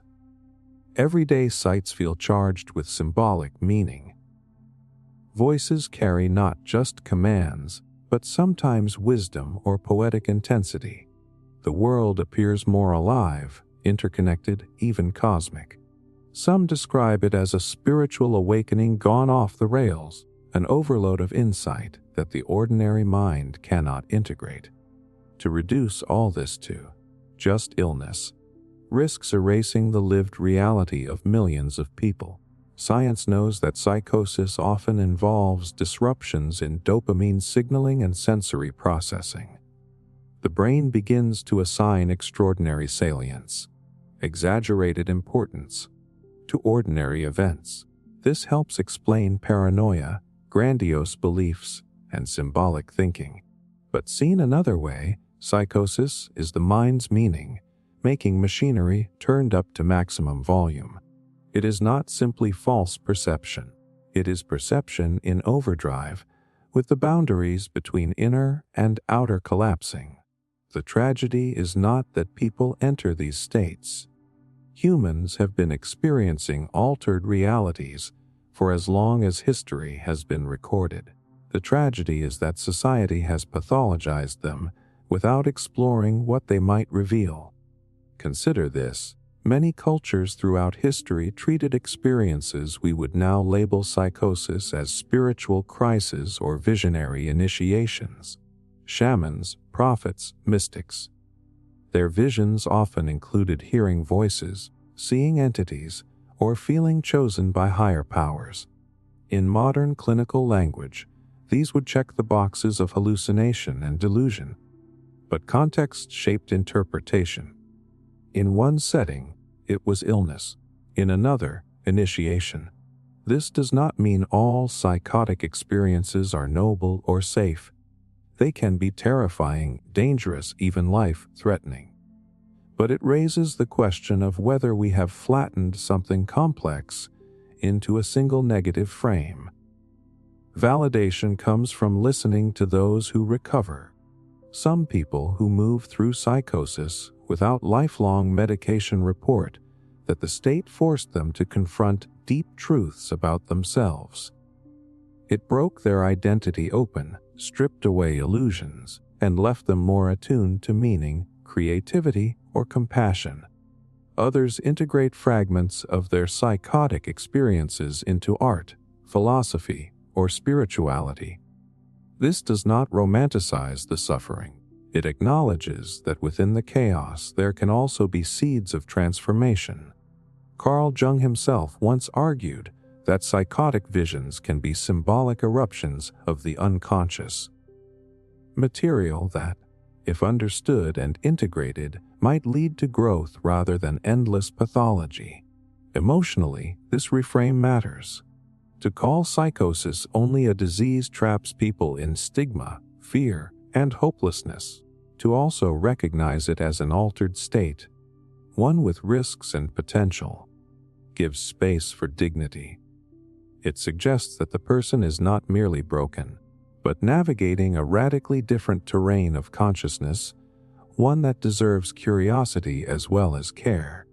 It also opens doors for new approaches, safe containers, therapeutic guidance, peer support, rather than only coercion and sedation. And here comes the tease. If psychosis is partly a state of consciousness, not just malfunction, what does that say about the human mind? Could studying these states reveal how meaning is constructed, how reality is stitched together, and how fragile the boundaries are between ordinary life and visionary experience? Could psychosis be, in some cases, a gateway into the same territory explored by mystics, shamans, or psychedelic voyagers, but without a map, without guidance, and therefore experienced as terror rather than transcendence? Re-examining psychosis does not mean denying its dangers or romanticizing suffering. It means expanding our perspective to include the possibility that these states reveal more than just pathology. They expose how deeply consciousness can shift, how the mind can create entire realities, how meaning itself can overflow the boundaries of consensus. In doing so, they challenge us to treat those who experience them not only as patients to be managed, but as human beings traversing one of the most extreme and mysterious states of mind that exist. Spectrum of consciousness. We often talk about consciousness as if it is a simple switch. You are either awake or asleep, aware or unaware, conscious or unconscious. But that is a myth we tell ourselves for the sake of simplicity. The truth is far stranger. Consciousness is not a binary. It is a spectrum, a fluid, shifting continuum that stretches from the ordinary waking mind into realms we barely have language for. The shock is that science itself quietly admits this, even if popular culture resists it. Sleep is not one state but many light stages, deep slow wave cycles, REM dreaming, hypnagogic and hypnopompic thresholds. Awareness flickers, surges, fades, and reforms throughout the night, and the waking day is no more stable. Our attention drifts in and out. We shift from sharp focus into daydreams, from flow into distraction, from anxious hyper awareness into dull autopilot. Consciousness is not a single plateau. It is an ocean with waves, tides, and hidden depths. What really challenges us is how many of those depths we overlook or pathologize. Mystical states, psychedelic journeys, trance rituals, out-of-body experiences, lucid dreams. All of these are ways the spectrum reveals itself. But in the modern West, we tend to flatten them, calling them hallucinations, disorders, or curiosities. Yet every culture across history has mapped these states with seriousness. Yogists charted stages of Samadhi. Sufis described layers of ecstasy. Shamans traveled through dream worlds. Neuroscientists, too, now recognize altered states as genuine phenomena, each with distinct neural signatures. The evidence is clear. Consciousness is not a light switch. It is a kaleidoscope. Validation comes from our own lives. Think about the way time stretches when you are in danger or collapses when you are in love. Think about the sense of self disappearing in music or dance. Think about the weird twilight when you first wake up, not quite sure where the dream ended. These are not rare exceptions. They are reminders that the mind moves through shades and layers constantly. Most people never name it, but they live it every day. Emotionally, seeing consciousness as a spectrum changes everything. It makes us less rigid, less afraid of unusual experiences. Instead of asking, "Am I normal or broken?" we can ask, "Where on the spectrum am I right now?" It reframes conditions like dissociation, psychosis, or trance not as alien malfunctions, but as points on a continuum all humans are capable of touching under the right conditions. That does not erase the suffering that can come with them, but it does shift the frame. It humanizes. It says you are not outside of humanity. You are at one extreme of something we all share. And here comes the tease. If consciousness is a spectrum, what lies at the far edges we have barely explored? Could there be stable states of awareness beyond what we call waking reality? Not just fleeting flashes, but whole territories of mind waiting to be cultivated. Could the spectrum extend beyond the individual entirely into shared or collective forms of consciousness? And if the brain is capable of so many layers, is it possible that what we call ordinary waking awareness is not the peak of the spectrum at all, but just one narrow band, like a single station on a radio dial? To see consciousness as a spectrum is to stop clinging to one definition of reality and start realizing that our minds are instruments tuned to many frequencies. Science can measure some of them. Mystics have mapped others. Our daily lives provide glimpses. The real challenge is to admit that none of these perspectives alone captures the whole picture. Consciousness is not fixed, it flows. And in that flow lies one of the greatest mysteries we have yet to understand. Psychical research.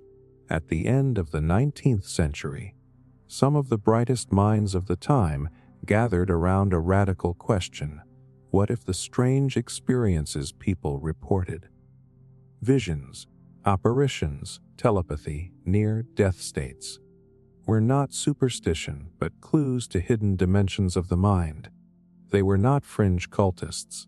They were respected philosophers, physicists, psychologists. Together, they formed the Society for Psychical Research in 1882, an organization dedicated to investigating phenomena most scientists avoided. For a moment in history, it looked like science might seriously embrace the mysteries of consciousness. The shock is how much effort was poured into this forgotten project. The Society collected thousands of first-hand accounts of apparitions, deathbed visions, and telepathic dreams. They ran early controlled experiments, testing whether thoughts could be transmitted at a distance. Some members, like the brilliant philosopher William James, argued that ignoring these experiences was like throwing away data because it did not fit the theory. At the same time, physicists such as Sir Oliver Lodge and Nobel Prize winners like Charles Richet openly entertained the possibility that consciousness might extend beyond the brain. Imagine if today's scientific luminaries spoke that freely about the paranormal. And here is where the story takes a darker turn. The early psychical researchers faced an uphill battle. Fraud was rampant in the spiritualist movement of the era, with fake mediums exploiting grief for money. Many scientists were terrified of being associated with superstition, so they ridiculed anyone who investigated seriously. Psychology itself was trying to establish credibility as a hard science, distancing itself from anything mystical. The result was a kind of intellectual quarantine. Psychical research was shunted to the margins, labeled pseudoscience, no matter how carefully it was pursued. But here is the validation. Not everything they found was a hoax. Some cases remain unexplained even today. The so-called crisis apparitions, people reporting visions of loved ones at the exact moment those loved ones died, often across great distances, appeared too often to be dismissed as coincidence. Telepathy experiments produced results that hinted at something more than chance, though they were inconsistent. William James himself investigated a medium named Leonora Piper for years, convinced that while many mediums faked their gifts, some phenomena seemed genuine. He argued that even one verified case would demand a rewriting of our theories of mind. That was the ethos of the movement, not to prove the supernatural, but to take human experience seriously, wherever it led. The abandonment of psychical research was not because the data vanished. It was because the cultural tides shifted. as psychology hardened into behaviorism in the early 20th century. Anything that could not be measured in a lab was dismissed. As neuroscience rose, consciousness was reduced to brain chemistry, with little tolerance for mysteries. And yet, even as official science turned its back, ordinary people continued to have the same experiences: apparitions, premonitions, altered states. The gap between lived experience and accepted science widened. Emotionally, this is more than an academic story. It is about what happens when curiosity collides with stigma.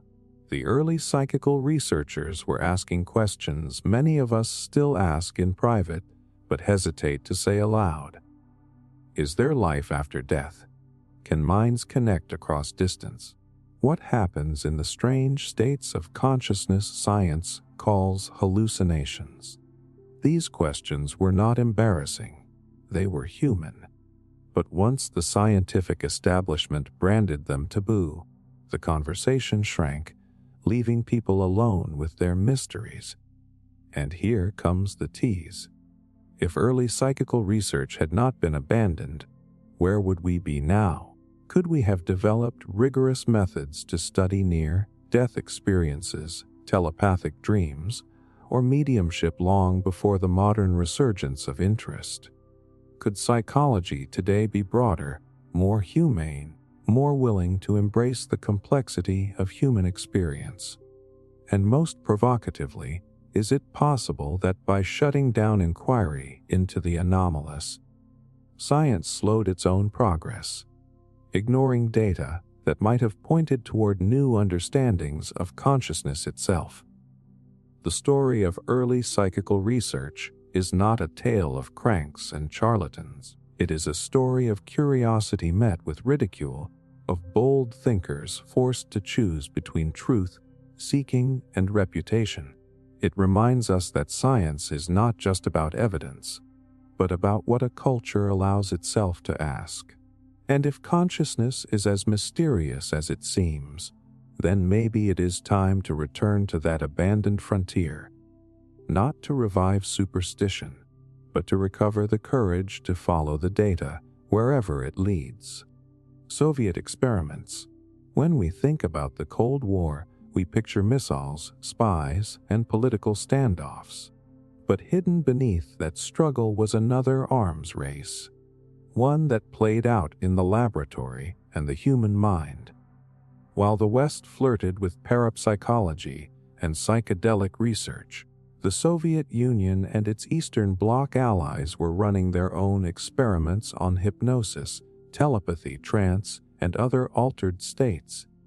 Behind the Iron Curtain, the question was not whether consciousness could be pushed into strange realms, but whether those realms could be harnessed for power. The shock is how seriously these experiments were taken. Declassified reports and testimonies reveal that Soviet scientists studied telepathic transmission, remote viewing, and even the possibility of influencing biological systems with thought. They conducted sleep deprivation trials, high-pressure isolation studies, and deep hypnosis sessions to see how far the mind could be bent without breaking. Military interest loomed large. If a soldier could resist pain through trance, or if an operative could send information telepathically, it might tip the balance of intelligence warfare. This was not just science. It was strategy.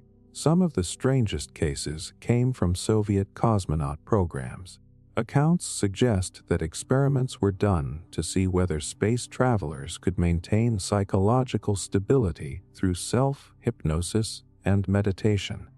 Like practices, rumors circulated of attempts at long-distance telepathic communication between Earth and orbit. Whether or not these claims were exaggerated, the fact that they were even considered shows how elastic the boundaries of research became under Cold War pressure.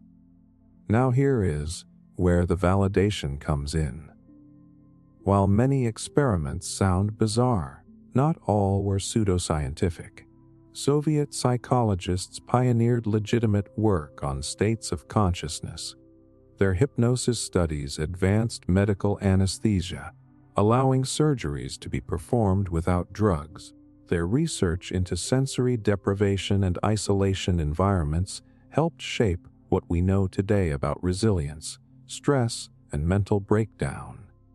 In Czechoslovakia, Stanislav Grof, before defecting west, conducted government-sanctioned psychedelic research, documenting altered states with a rigor that would later influence transpersonal psychology.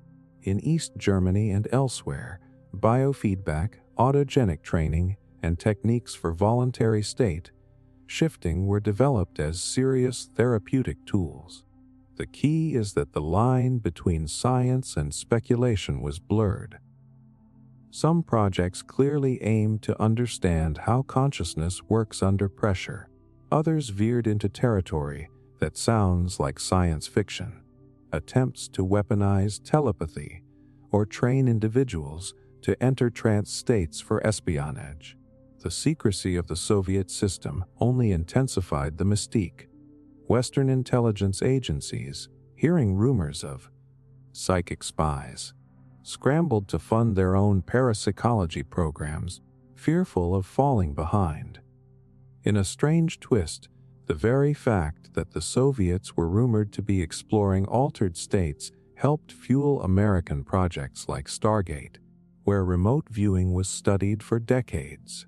Emotionally, this history is haunting. On one hand, it shows the human hunger to explore consciousness, even under the shadow of authoritarian regimes. On the other, it reveals how easily that exploration can be co-opted by fear, secrecy, and control. Altered states that shamans once entered for healing or vision were reframed as potential weapons.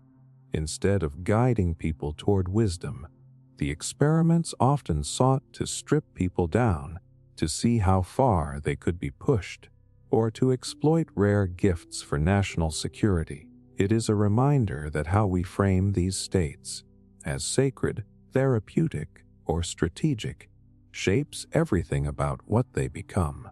And here comes the tease. What if the most fascinating discoveries from behind the Iron Curtain never made it to the surface? What if some of the experiments did show anomalous results, but were buried in classified archives? Could there be insights into human potential locked away in Soviet vaults, lost in the collapse of the Eastern Bloc? And more broadly, if nations once invested so heavily in exploring altered states for power, what might be possible if humanity invested in them not for war, but for understanding, creativity, and healing? The story of Soviet and Eastern Bloc experiments is not just Cold War trivia.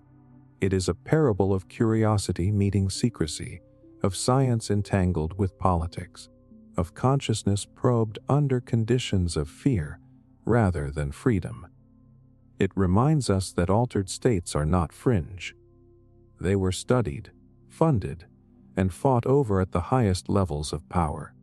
And it leaves us with a haunting possibility that some of the deepest truths about the human mind may have already been glimpsed, then locked away, waiting for a future where exploration is driven not by paranoia, but by wonder. Magnetic mind states. Most discussions about the brain stick to chemicals and circuits. Neurotransmitters fire, networks synchronize, memories form. But there is a quieter, stranger conversation on the margins where magnetism appears as a player. The idea that magnetic fields could influence perception, mood, or even the sense of self sounds fringe, but the research is real, messy, and worth paying attention to because it forces us to ask what counts as normal brain science. What shocks people first is how direct the effects can be. Transcranial magnetic stimulation, a clinical tool that uses focused magnetic pulses to nudge brain tissue, can change mood, reduce depression, alter motor control, and temporarily disrupt memories or speech. That is not paranormal. That is clinical practice. The magnet does not reach through walls and whisper secrets. It changes electrical activity in targeted cortical patches, and the change ripples outward. Yet even that modest fact unsettles the neat story that the brain is only chemistry. Magnetic fields do real work on neural tissue. If a pulse at the right frequency can ease severe depression, then magnetism is not some exotic afterthought. It is a lever on consciousness.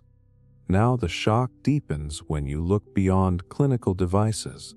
People report subtle shifts in mood or vividness when exposed to geomagnetic fluctuations, like those that accompany solar storms. Field researchers have observed correlations between solar activity and patterns in human behavior, mood, and even rates of hospital visits for psychiatric episodes.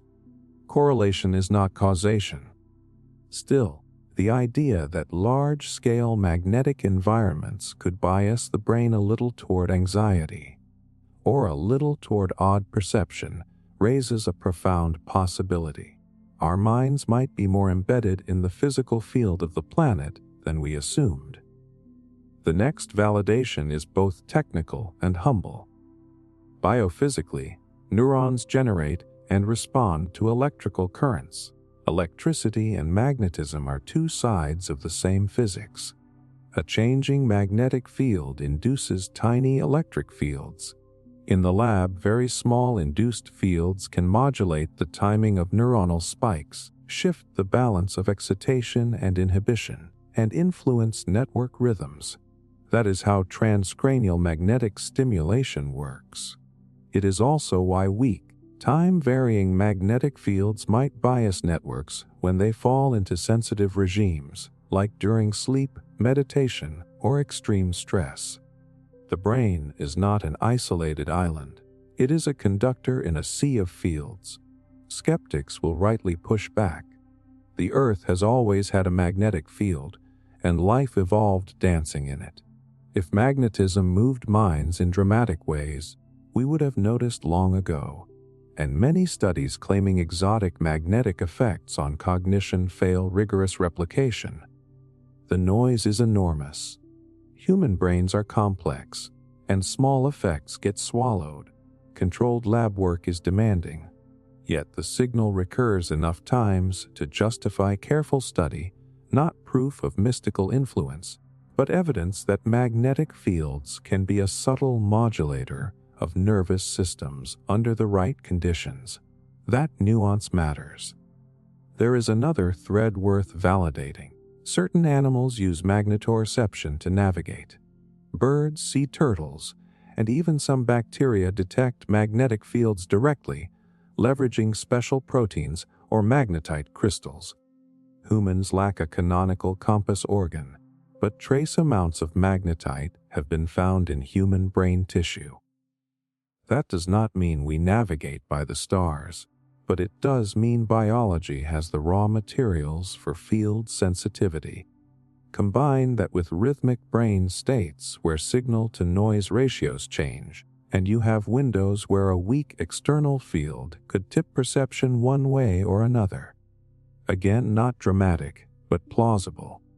Emotionally, this line of research is unsettling and exciting at the same time.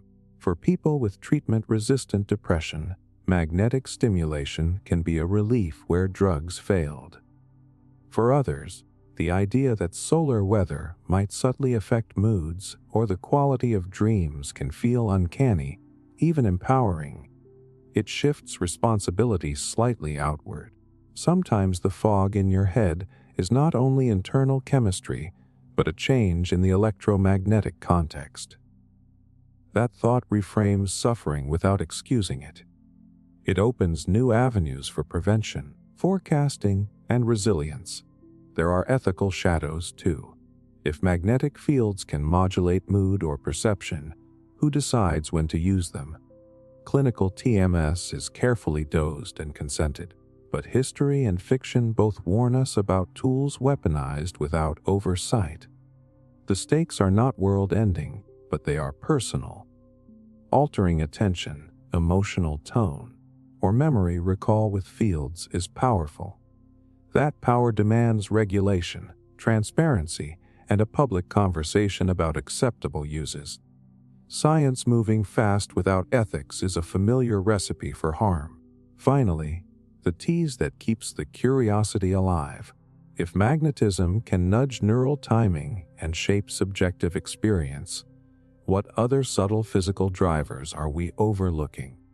Could carefully tuned fields augment learning, deepen meditation, or stabilize fragile mood states with fewer side effects than drugs? Could geomagnetic patterns explain, in part, cultural or historical anecdotes about strange nights, prophetic dreams, or waves of mass anxiety? And if humans carry tiny magnetic particles in their brains, might they have a latent sensitivity we have barely begun to map? This is not an invitation to mystical thinking. It is an invitation to pay attention to the physical context of the brain. Magnetism sits at the edge of mainstream neuroscience, partly practical, partly speculative. The evidence compels cautious curiosity. It asks us to broaden our model from neurons in a vacuum to brains in fields, from chemistry alone to physics plus biology. Whether magnetism turns out to be a central thread in consciousness or a humble background modulator, exploring it reopens a larger question. How many quiet, overlooked forces shape the way we feel, think, and live?